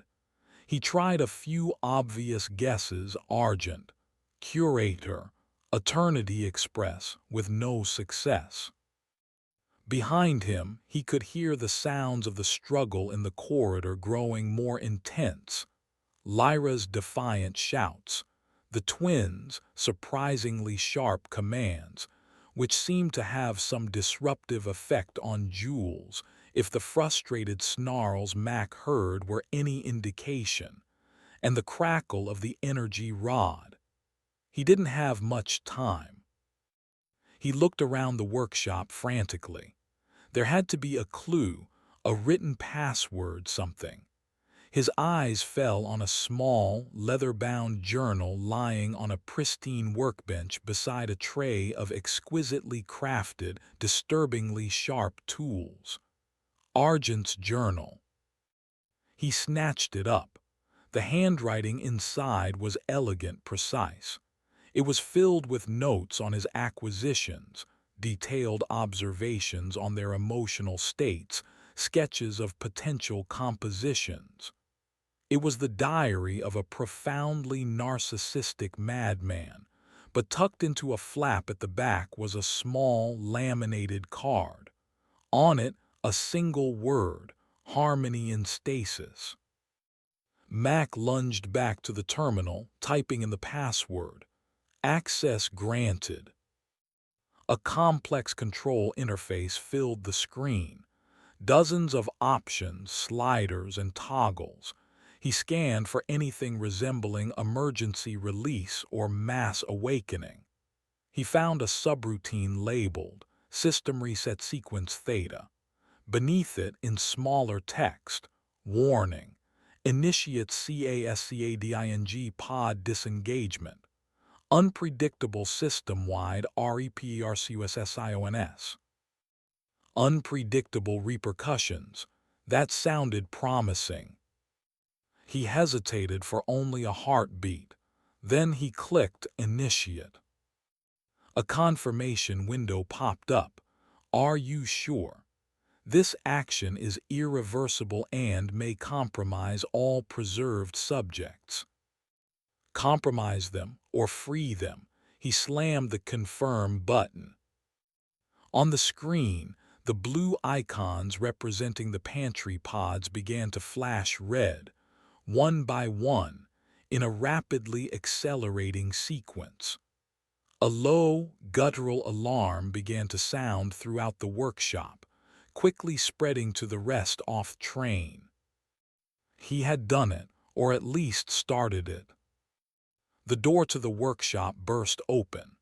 Argent stood there, his face a mask of incandescent rage, his usually immaculate suit slightly disheveled.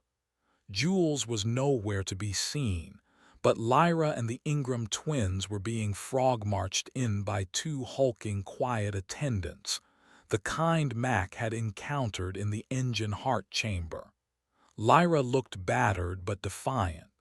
The twins were pale but composed.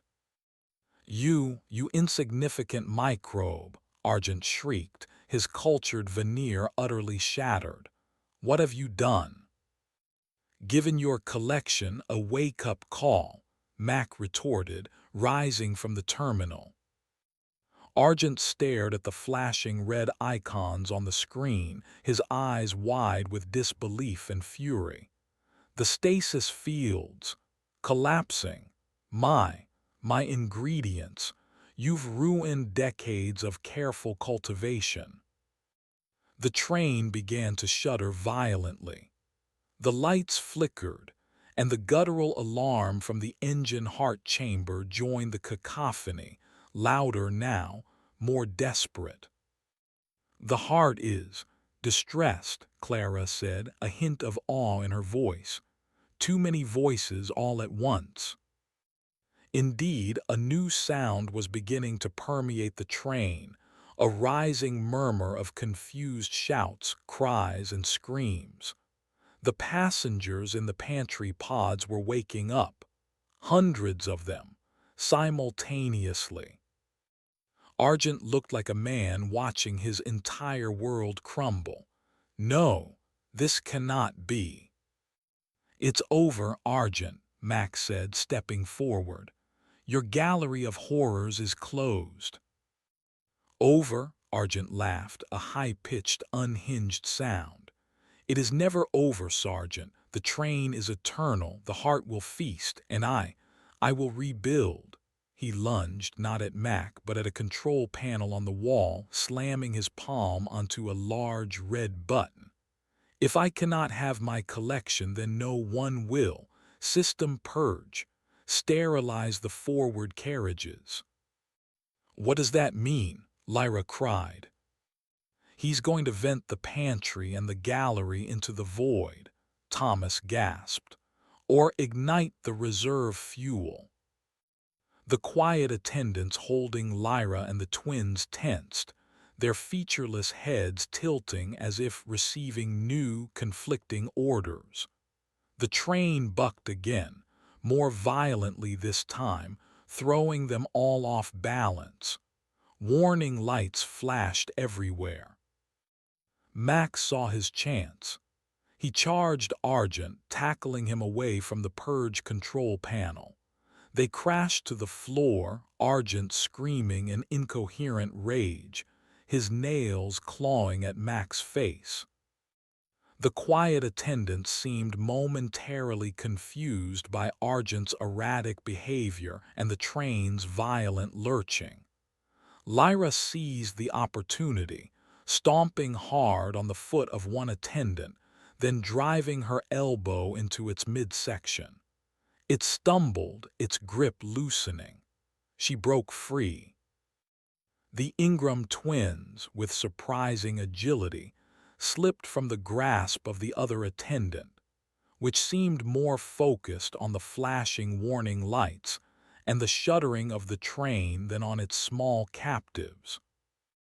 "The engine heart," Clara yelled over the din. "It's breaking, too much chaos." Indeed, the rhythmic thrum of the engine heart had become a wild, syncopated death rattle.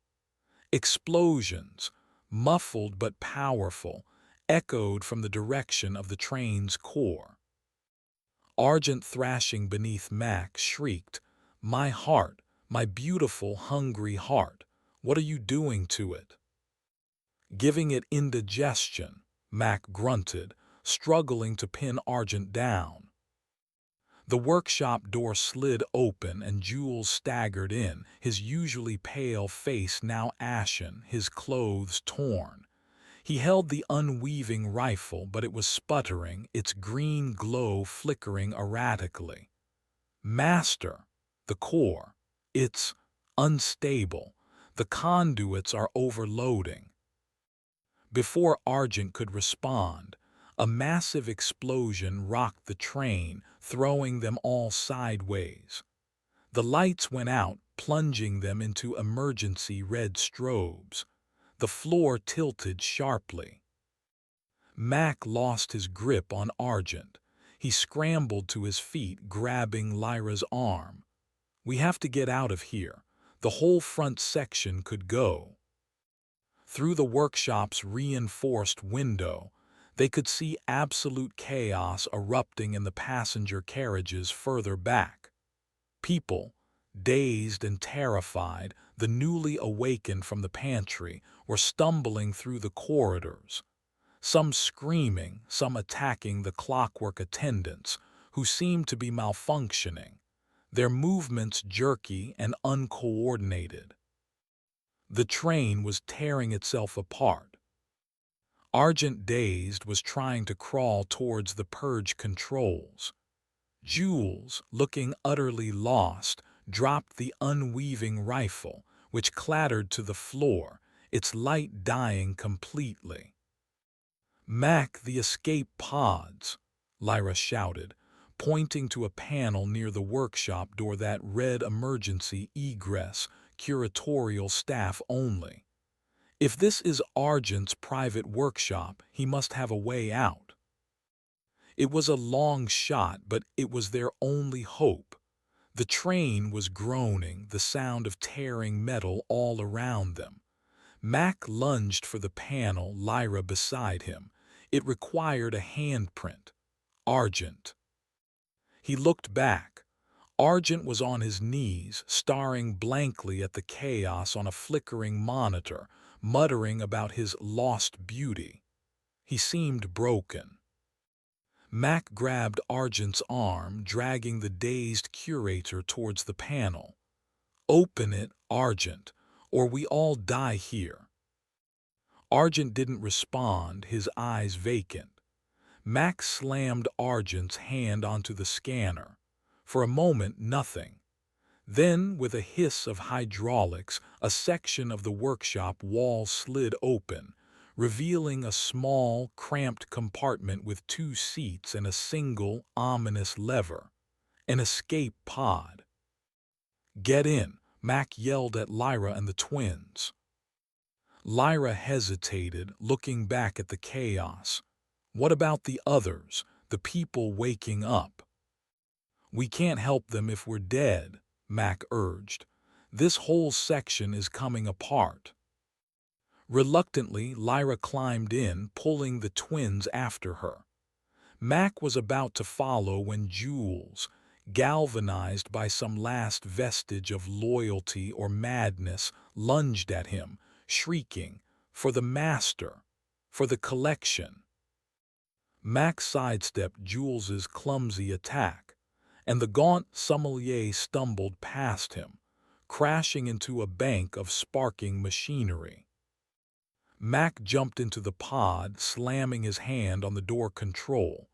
It hissed shut, sealing them in. He found the launch lever. "Hold on," he yelled and pulled it. With a violent lurch and a deafening roar, the escape pod shot out from the side of the Eternity Express, just as another massive explosion tore through the forward carriages. Looking through the small viewport, Mack saw the train, their prison and playground of horrors, convulsing in its death throes, sections of it breaking away, consumed by fire and the cold, indifferent void of whatever strange dimension it traversed. The cacophony of liberation was also the symphony of destruction. They were free. But into what? Chapter 15. The Endless Track Ahead. The escape pod hurtled through an inky blackness, buffeted by the shockwaves of the Eternity Express's catastrophic self-destruction.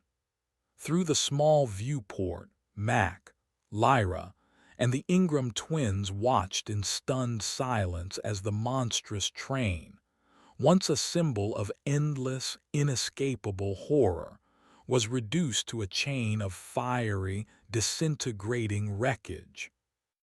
The pulsating red glow of the engine heart flared brilliantly one last time, then winked out, consumed by a final, titanic explosion that sent debris scattering like malevolent confetti. Then there was only darkness and the faint, distant stars of an unfamiliar sky. The pod's internal lights flickered on, casting a pale, sterile glow over its occupants. Lyra was pale, trembling slightly, but her eyes held a fierce, survivor's light. The Ingram twins, Clara and Thomas, sat side by side, their usual unnerving composure replaced by a childlike stillness, their wide eyes fixed on the viewport. Mack felt a profound, bone-deep weariness, but also a grim satisfaction. They had done it. They had broken the cycle. "Is it really over?" Lyra whispered, her voice hoarse. "Argent is," Mack said, thinking of the Curator, likely consumed in the inferno along with his mad sommelier and his gallery of screams. "The train, as we knew it, is gone." "The heart is silent," Clara murmured, her small hand pressed against the viewport. "The whispers, they've stopped." "What happens now?" Thomas asked, his gaze turning to Mack. "Where does the pod go?" Mack looked around the cramped interior. There were minimal controls, a joystick for minor course correction, a few status displays showing life support and power levels, but no navigation system, no indication of a destination. Argent must have had a contingency, a pre-programmed safe haven, or a rendezvous point. One of the status displays beeped. Proximity alert. Autonomous DOCKING sequence initiated. Well, I guess we're about to find out, Max said grimly. Through the viewport, a new light began to grow, a faint, flickering luminescence that gradually resolved into the shape of a station. But it was unlike any station Mac had ever seen. It was ancient, impossibly vast, constructed from a dark, obsidian-like material that seemed to absorb the light of distant nebulae. Strange, angular structures rose from its surface like dormant, colossal crystals. There were no signs of life, no welcoming lights, only an overwhelming sense of age, desolation, and immense, alien power. The escape pod maneuvered with automated precision towards a gaping aperture in the station's side, a dark maw that swallowed them whole. They landed with a soft bump in a cavernous docking bay, the air hissing as the pod equalized pressure with its new environment. The hatch slid open, revealing a dimly lit platform. The air outside was cold, thin, and carried a faint, metallic scent, reminiscent of the train but older, dustier. "I don't like this place," Lyra said, her voice barely a whisper. "It feels empty," Clara added, "but not quiet." "The echoes are strong here," Thomas agreed, his eyes darting nervously into the shadows. Max stepped out of the pod, his senses on high alert. He had no weapon save his wits and his fists. "Stay close," he warned. They found themselves in a colossal, silent hall. The architecture was alien, non-Euclidean, with arches that twisted at impossible angles and corridors that seemed to lead into infinite blackness. Faint, intricate carvings covered every surface, depicting scenes of cosmic journeys, strange beings, and what looked like other trains. Countless other trains, some sleek and advanced like the Eternity Express, others primitive and brutal-looking, all converging on this impossible station. This isn't a safe haven, Mac realized with a sinking feeling. This is a hub, a nexus point. "For what?" Lyra asked. As if in answer, a low, resonant hum began to fill the hall, a sound that vibrated in their very bones. From one of the impossibly dark corridors, a new light appeared, a single, baleful red eye, growing steadily larger. It was another train. This one was different from the Eternity Express. It was sleeker, blacker, its surface shimmering as if made of solidified shadow. There were no windows, only that single, ominous red light at its prow, like the eye of some immense, interstellar predator. It slid into the station with a terrifying, silent grace. "The track is truly endless," Clara breathed, her small face pale with dawning horror. "This is where they all come, or where they all begin." Argent wasn't the only curator, Thomas whispered. He was just one of many, serving many hearts. The new train hissed to a halt. A section of its shadowy hull irised open, revealing a ramp that extended to the platform. But no passengers disembarked. Instead, a figure emerged. It was tall, impossibly slender, clad in flowing robes the color of a starless night. Its face was hidden in the depths of its hood, but 2 points of cold, blue light gleamed from within, like distant, dying stars. It carried a long, staff-like object that pulsed with a faint, dark energy. It surveyed the docking bay, its unseen gaze sweeping over the wreckage of their escape pod, then settling on Mac, Lyra and the Ingram twins. New arrivals, a voice echoed in their minds, not through their ears, a voice as cold and ancient as the void between galaxies. Unscheduled, unexpected, yet intriguing. Mack instinctively pushed Lyra and the twins behind him. "Who are you?" he demanded, his voice sounding small and fragile in the immense hall. The robed figure glided closer, its movements unnervingly smooth. "I am a steward of the lines, a tender of the great wheel. You have disrupted a minor current, caused a momentary imbalance." Its mental voice held no anger, only a chilling, detached curiosity. "The one you called Argent, he was flawed, prone to excessive sentimentality in his curations. His cycle was ending." "What do you want with us?" Lyra asked, her voice trembling but defiant.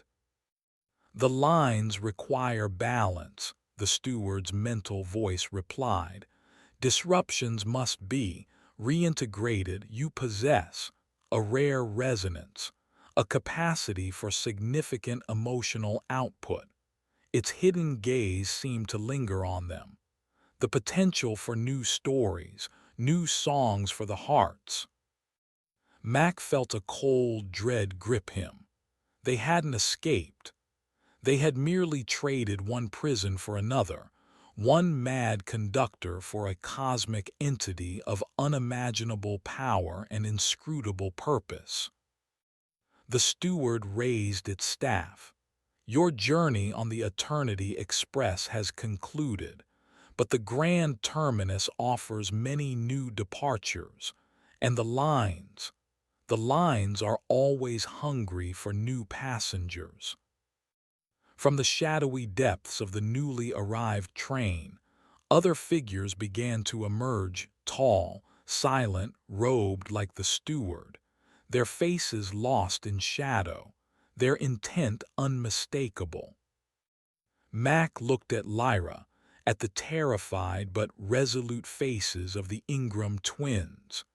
They had fought a monster and won, only to find themselves facing a pantheon of cosmic horrors.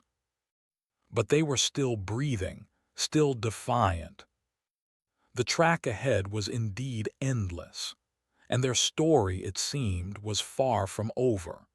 It was merely beginning a new, even more terrifying chapter on a scale they could barely comprehend. The fight for survival, for sanity, for a true escape from the endless, hungry lines of this cosmic railway had just begun. Chapter 16: The Steward's Proposition. The robed figures emerging from the shadowy train moved with a silent, coordinated grace that was far more unnerving than the mechanical precision of Argent's attendants. There were perhaps a dozen of them, fanning out, their featureless hoods all seeming to focus on Mack, Lyra, and the Ingram twins. The air in the colossal station grew colder, the faint metallic scent sharpening, carrying with it a whisper of ozone and something else, something that smelled like crushed stars and forgotten time. Mack's mind raced. Fighting was out of the question. These beings radiated an aura of ancient power that dwarfed anything Argent had possessed. Their escape pod was a wreck. They were trapped in an alien station, light years or dimensions away from anything familiar, facing entities whose motivations were as vast and inscrutable as the cosmos. "What is this place?" Mack asked, his voice tight, trying to keep the tremor of fear from it. He needed information, any leverage, however slight.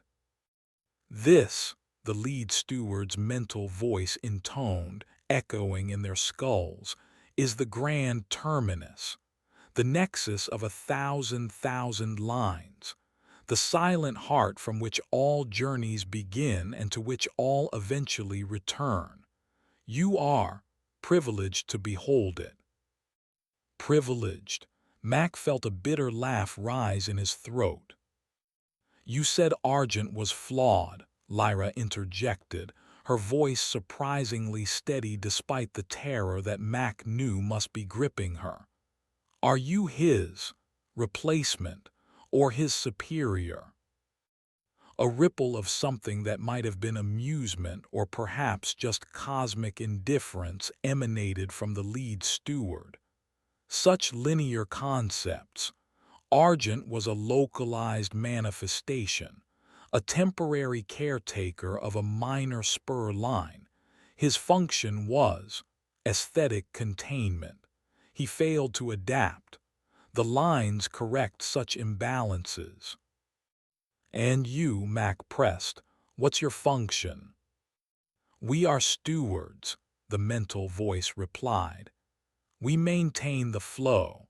We ensure the great wheel turns.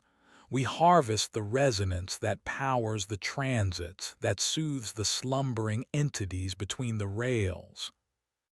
Slumbering entities between the rails. The phrase sent a fresh chill down Mack's spine. The engine heart had been just one, relatively small horror.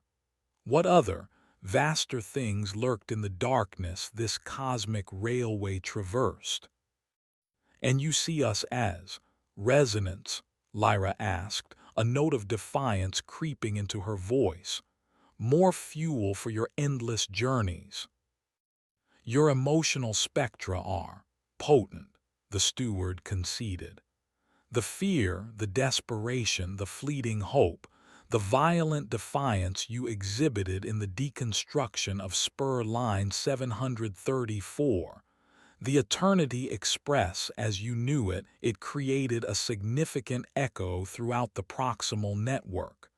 Such echoes are valuable.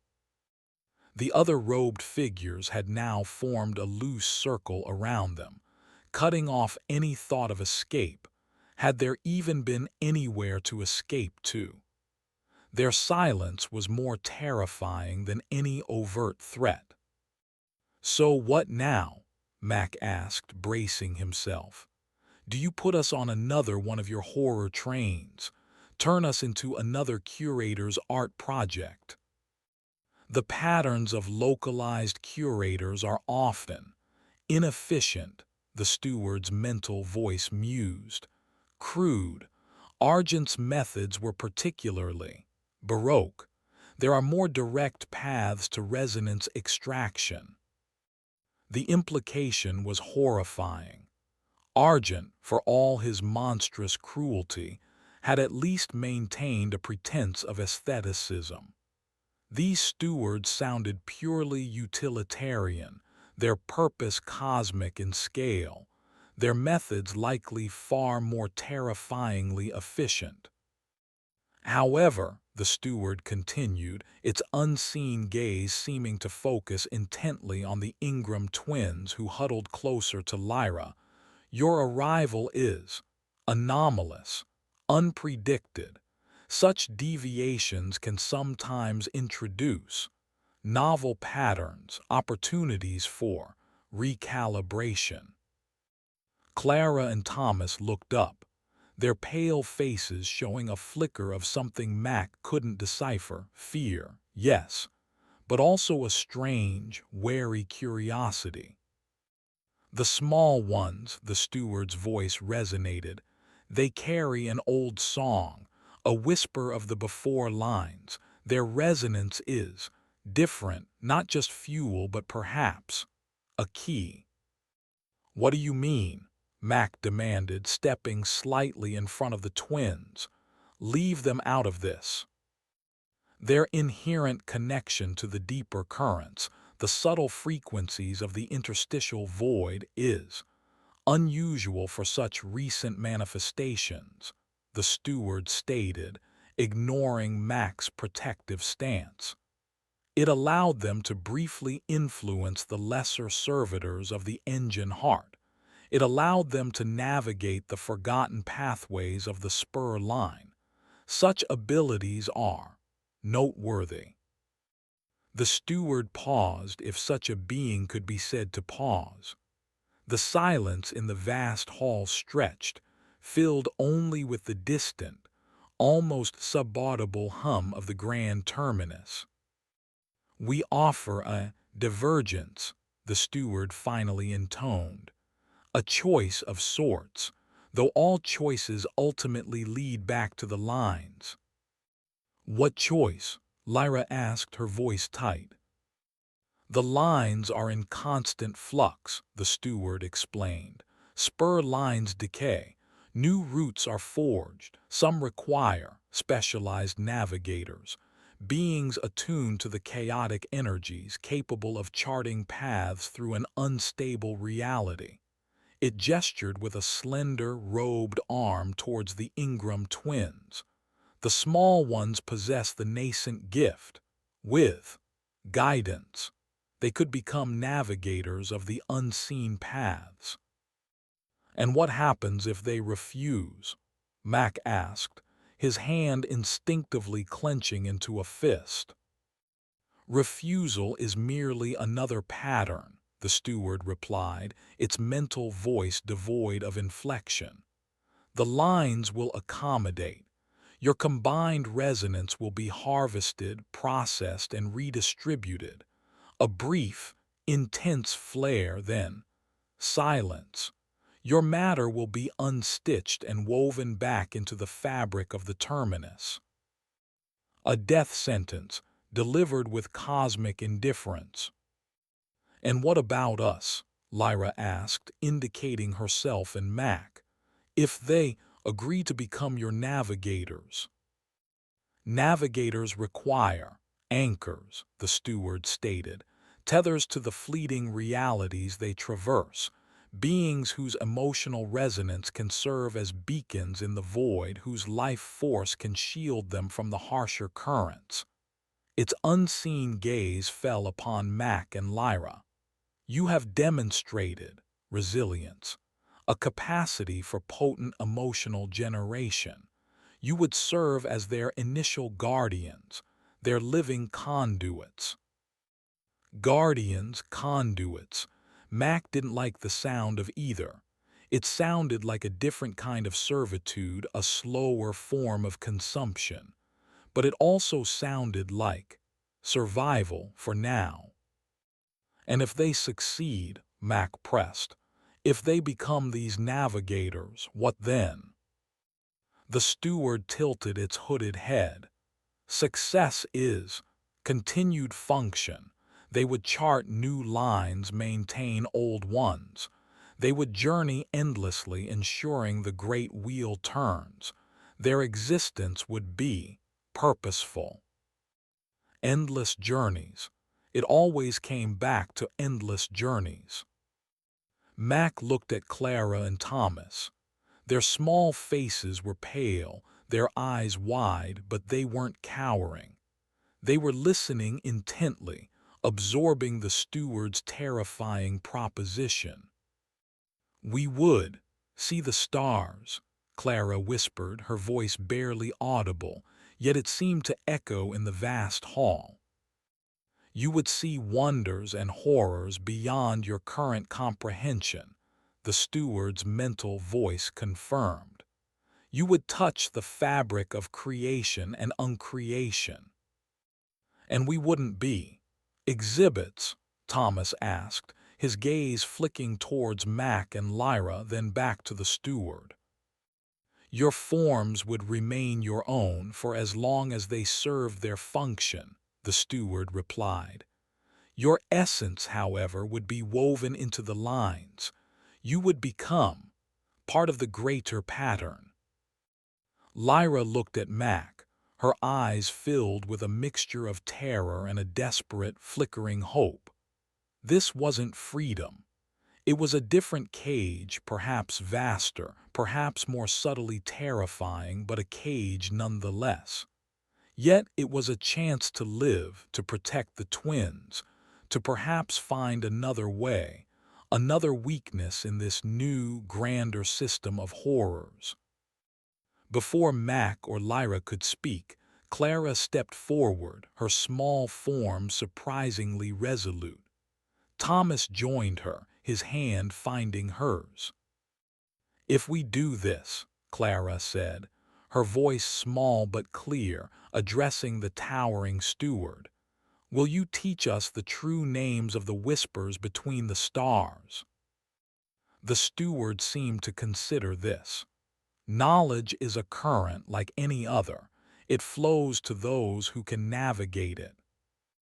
"And will they," Thomas added, gesturing to Mack and Lyra, "be safe with us, truly safe, not harvested?" "Their function as your guardians would ensure their integrity for a designated duration," the steward replied. "Their continued existence would be symbiotic with your own success." It was a conditional guarantee, wrapped in cosmic vagaries, but it was more than they'd had moments before. Clara and Thomas looked at each other, a silent, intense communication passing between them. Then they turned back to the steward, their small faces set with a resolve that was both heartbreaking and awe-inspiring. "We will learn to navigate your unseen paths," Clara announced. "We will be your navigators," Thomas affirmed. The lead steward inclined its hooded head, a gesture that might have been approval or merely acknowledgement. "The pattern is accepted. Your training will commence. The void chariot awaits." It gestured towards the sleek black train. "Your old identities are shed.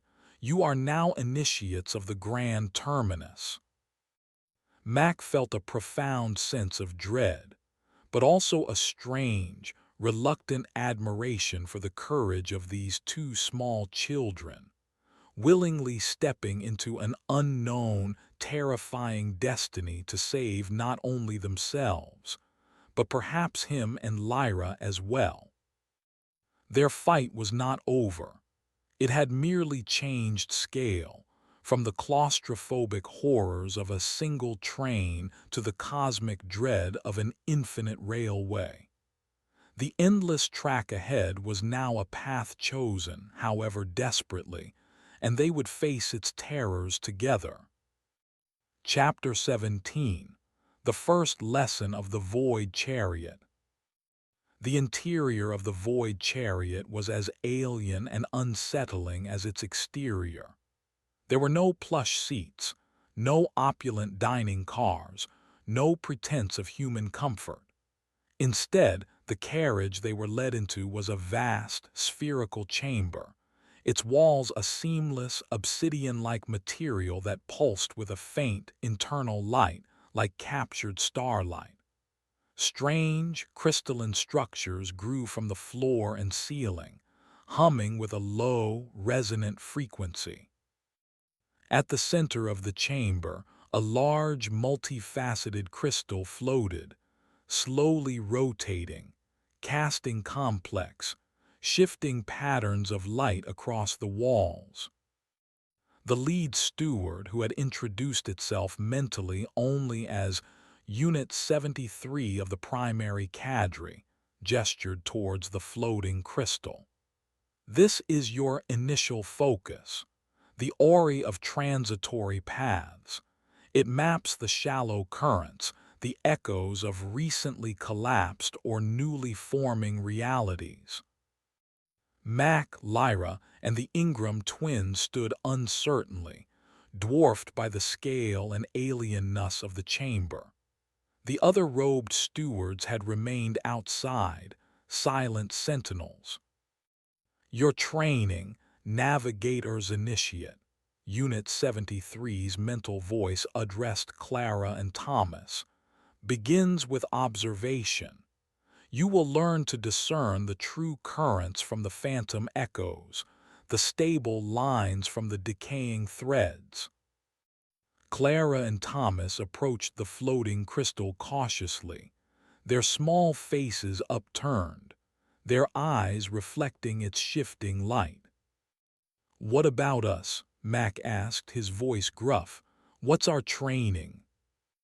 "Your role, Guardians Designate," Unit 73 replied, its unseen gaze turning to Mack and Lyra, "is to provide emotional resonance and a stable psychophysical anchor.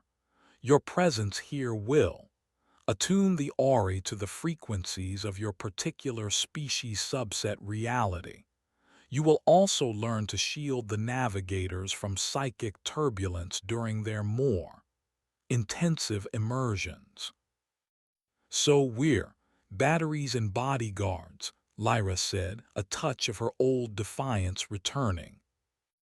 "You are vital components in a complex system," Unit 73 corrected, its tone unchanging. "Your survival is linked to theirs. Your fear, your hope, your loyalty. These will become tangible shields in the void." As if to demonstrate, the central crystal flared with a sudden, intense light, and the humming in the chamber deepened. Clara and Thomas gasped, their eyes widening. "They are perceiving the first layer," Unit 73 intoned. "The skin of the local reality cluster." Mack watched the twins. Their faces were pale, their small bodies trembling slightly, but their eyes were locked on the crystal, filled with a mixture of terror and intense concentration.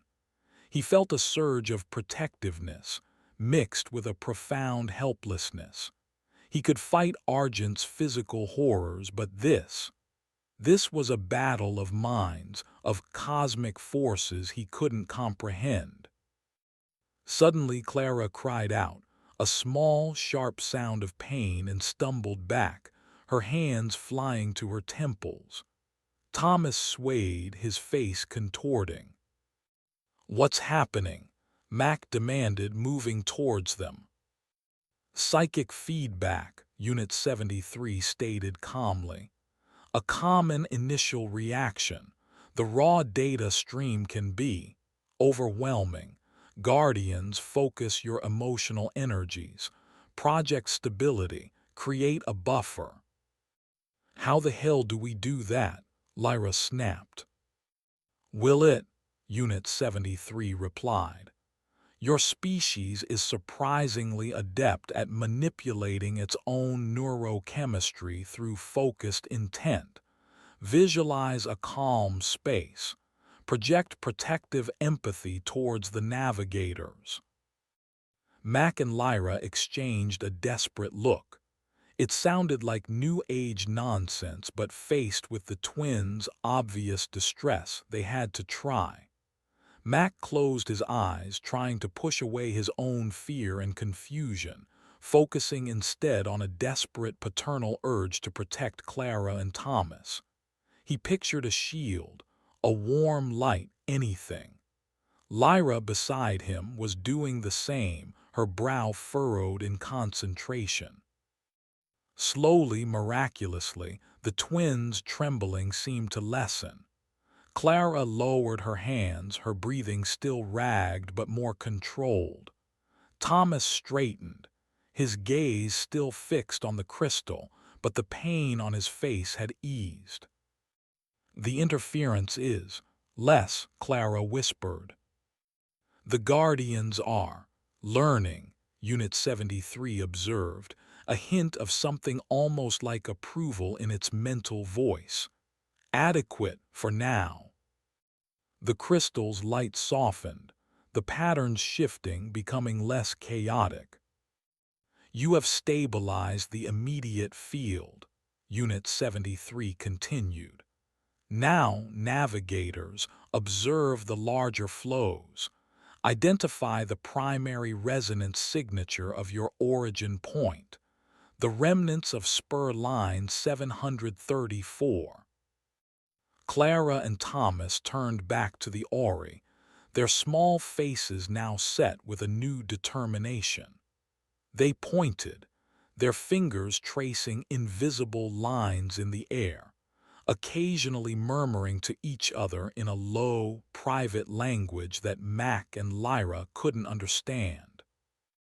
Hours or perhaps days, time seemed to have little meaning in this place, passed in this strange, intense training. Mack and Lyra learned to manage their own fear, to channel their protective instincts into a tangible, or at least perceived shield for the twins. They learned to recognize the signs of psychic overload in Clara and Thomas, to intervene with their focused buffering before the feedback became too severe. They also learned more about the horrifying cosmology of the Stewards and the Grand Terminus. The trains, the void chariots, weren't just transport. They were sentient or semi-sentient entities, each attuned to different currents of reality. The engine hearts were indeed psychic accumulators, but also reality anchors, their hunger for emotional resonance directly linked to their ability to keep the trains traversing the unstable void between dimensions. The stewards were ancient, possibly immortal beings, their origins lost to time, dedicated solely to the maintenance and expansion of this infinite, interdimensional railway. And the navigators, like Clara and Thomas, were being trained to become, were the rarest, most vital cog in this monstrous machine. They were the ones who could perceive the true paths through the chaos, the ones who could guide the void chariots through collapsing realities and into newly formed ones, always seeking new sources of resonance, new lines to exploit. It was a terrifying, vast, and utterly indifferent universe they had stumbled into. One day, as the twins were deeply immersed in the Ori, tracing a particularly complex and turbulent-looking path of light, Thomas suddenly cried out, his body stiffening. "The scars! I see the scars of unmaking." Clara recoiled from the crystal, her face ashen. "The Eater of Echoes is near that line. We can't go that way." The Ori flared violently, a chaotic storm of dark energy erupting from its core. Unit 73 manifested a series of shimmering, glyph-inscribed shields around the crystal, but the psychic backlash was immense. Mack and Lyra felt it like a physical blow, a wave of icy despair and cosmic dread washing over them. Lyra cried out, clutching her head. Mack staggered, his vision blurring. "Guardians, stabilize. Contain the resonance cascade." Unit 73's mental voice boomed, laced with urgency. But this was different, stronger than anything they had faced before. The twins were screaming now, thrashing on the floor, their small bodies convulsing as if possessed.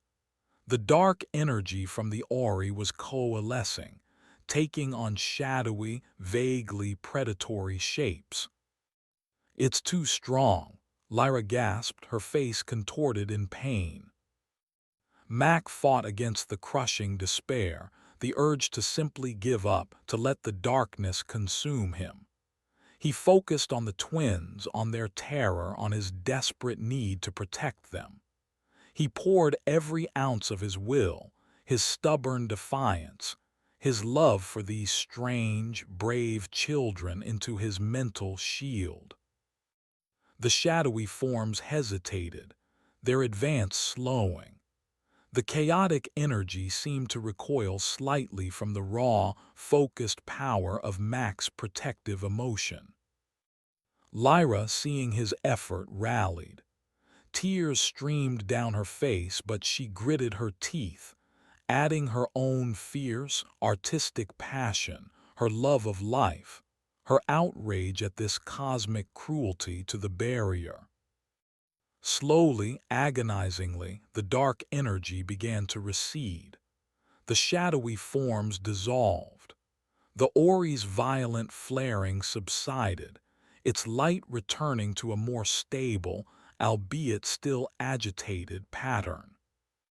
The twins lay still, panting, their small bodies limp with exhaustion. Unit 73 glided closer, its featureless hood seeming to study Mack and Lyra with a new intensity. "Remarkable," its mental voice echoed, a hint of something akin to surprise in its tone. "Your untrained resonant shielding." It repelled a nascent incursion of a void maw. Such a feat is unprecedented for initiates. Mack, gasping for breath, his entire body aching as if he'd gone 10 rounds with a heavyweight boxer, could only glare at the steward. What was that? "A taste of the true void," Unit 73 replied. "The spaces between the lines are not empty. They teem with entities that hunger for resonance, for reality itself. The navigators must learn to perceive and avoid them, and their guardians must learn to shield them from the echoes of their passage." It paused. "Your first true lesson is complete. You have survived an encounter with a predator of the lines. Most do not." Mack looked at Lyra, then at the exhausted but stirring forms of Clara and Thomas. They had survived, but the cost was terrifyingly clear. Every journey on this endless railway would be a battle, not just against external horrors, but against the crushing despair of their own insignificance in a vast, hungry cosmos. The training was far from over, and the Void Chariot was preparing for its first real journey with its new, reluctant crew. Chapter 18: Navigators of the Endless Night. The Void Chariot slid through the non-space between realities, a silent predator hunting for new lines of resonance. Inside the Ori chamber, Clara and Thomas, recovered from their harrowing encounter with the Void Maw, stood before the pulsating crystal, their small faces etched with a seriousness far beyond their years. They were no longer just children. They were navigators initiate, their minds wrestling with concepts that would shatter most adult psyches. Mack and Lyra watched them, their roles as guardians now chillingly clear. They were living shields, their emotional fortitude the only barrier between the twins and the ravenous horrors of the void. Every lesson, with Unit 73, pushed them all to their limits, forcing them to confront not only the cosmic dread, but also the depths of their own resilience. Days blurred into weeks, measured only by the cycles of the Ori and the increasing intensity of the twins' training. They learned to identify dozens of different currents, to differentiate between stable reality pathways and treacherous echolines that led only to madness or consumption. They learned the signatures of various void entities, the chattering static of the reality lice, the mournful howl of the Chronos wraiths, the silent, soul-freezing passage of the aforementioned eaters of echoes. Mack and Lyra, in turn, became adept at sensing the subtle shifts in the psychic atmosphere, the pre-shocks of a dangerous encounter. They learned to reinforce their mental shields, to project calm and courage even when their own hearts were pounding with terror. Lyra, surprisingly, found an artistic outlet in their shared ordeal, sketching the impossible geometries of the void and the faint, terrifying beauty of the cosmic phenomena they witnessed, her art becoming a strange form of therapy and defiance. Mack, ever the pragmatalist, focused on conserving their meager physical resources, on maintaining a routine, a sense of normalcy in the heart of utter abnormality. One cycle, Unit 73 announced, the navigators initiate are prepared for their first true traversal. We have identified a nascent reality cluster, rich in untapped resonance. Spur line 909 is to be established. A new sense of trepidation filled the Ori chamber. This was not a simulation, not a controlled lesson. This was real. Clara and Thomas stood before the Ori, their small hands outstretched, not quite touching the crystal but seeming to dance with its shifting light. Their eyes were closed, their faces pale but resolute. Guardians, prepare your resonance shield, Unit 73 instructed. The passage to Cluster 909 is turbulent. Mack and Lyra braced themselves, focusing their wills, projecting their protective energies around the twins. The void chariot shuddered, a deep, groaning sound echoing through its alien structure. The light from the Ori intensified, bathing the chamber in a blinding, strobing light.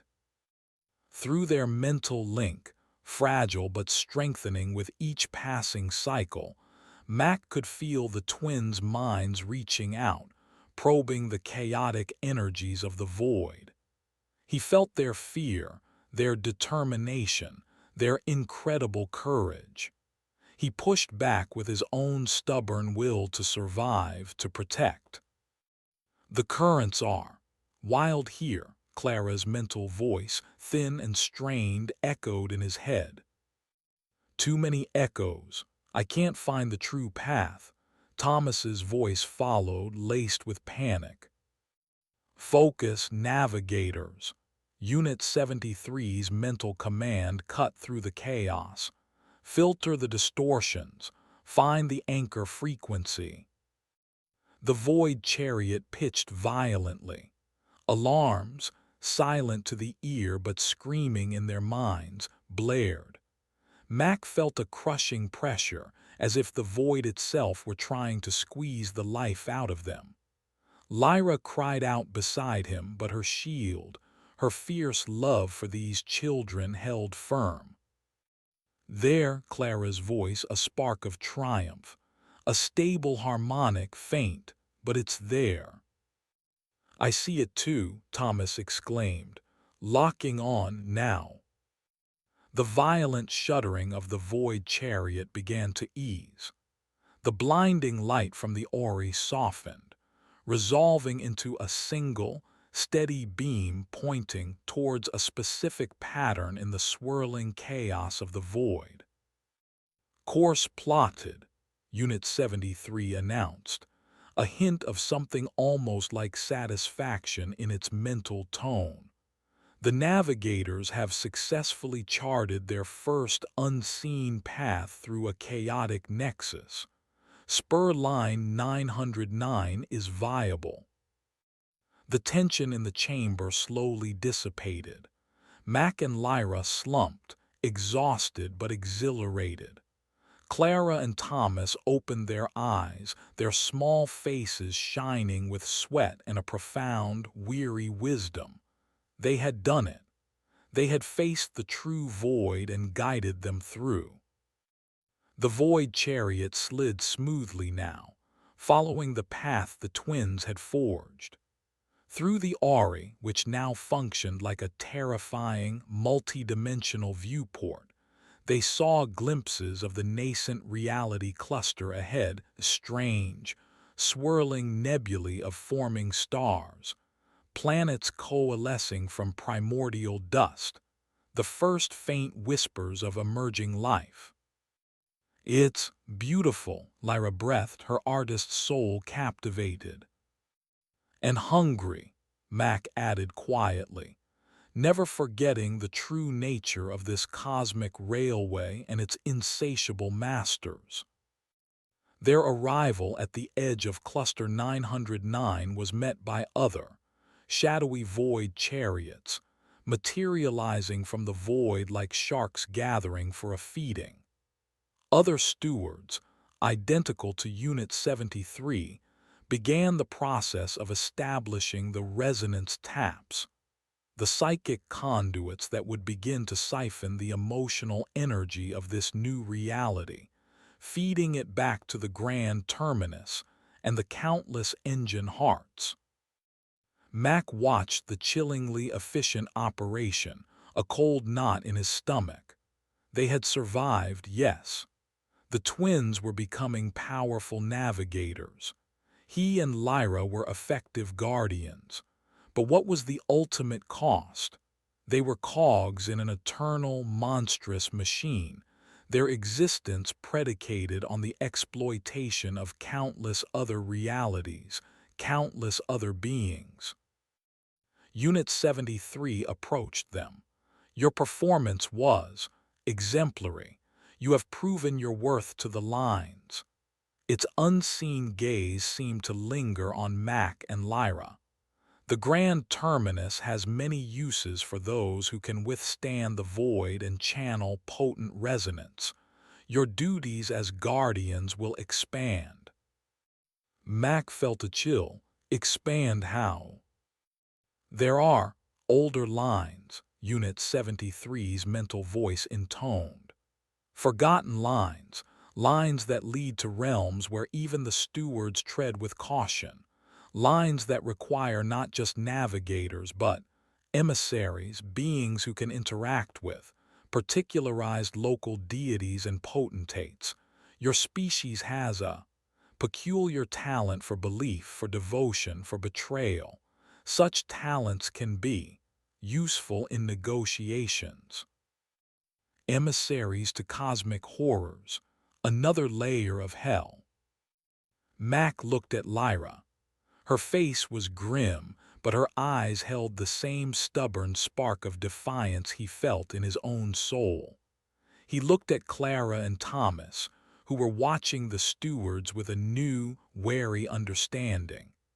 They were children no longer, but something far older, far stranger, their innocence lost to the endless night between the stars. They were survivors. They were a team. And though they were trapped in a horrifying, indifferent cosmos, serving masters whose motives were beyond their comprehension, they were still, in their own small, desperate way, fighting. Perhaps one day they would find a true weakness in the lines. Perhaps one day the navigators, with their growing power, could chart a path not to a new feeding ground, but to a true sanctuary, a place beyond the reach of the stewards and their hungry hearts. It was a faint hope, a tiny spark in an infinite darkness, but for now it was enough. The Void Chariot, its mission in Cluster 909 underway, prepared for its next journey. Mack, Lyra, Clara, and Thomas stood together, facing the Ori, ready for whatever horrors the endless track ahead would throw at them. Their expressions were a mixture of weariness, grim determination, and a sliver of untamed hope, a potent resonance all their own. The journey continued. The fight endured. And in the heart of cosmic horror, a small, fragile flame of humanity refused to be extinguished. The end.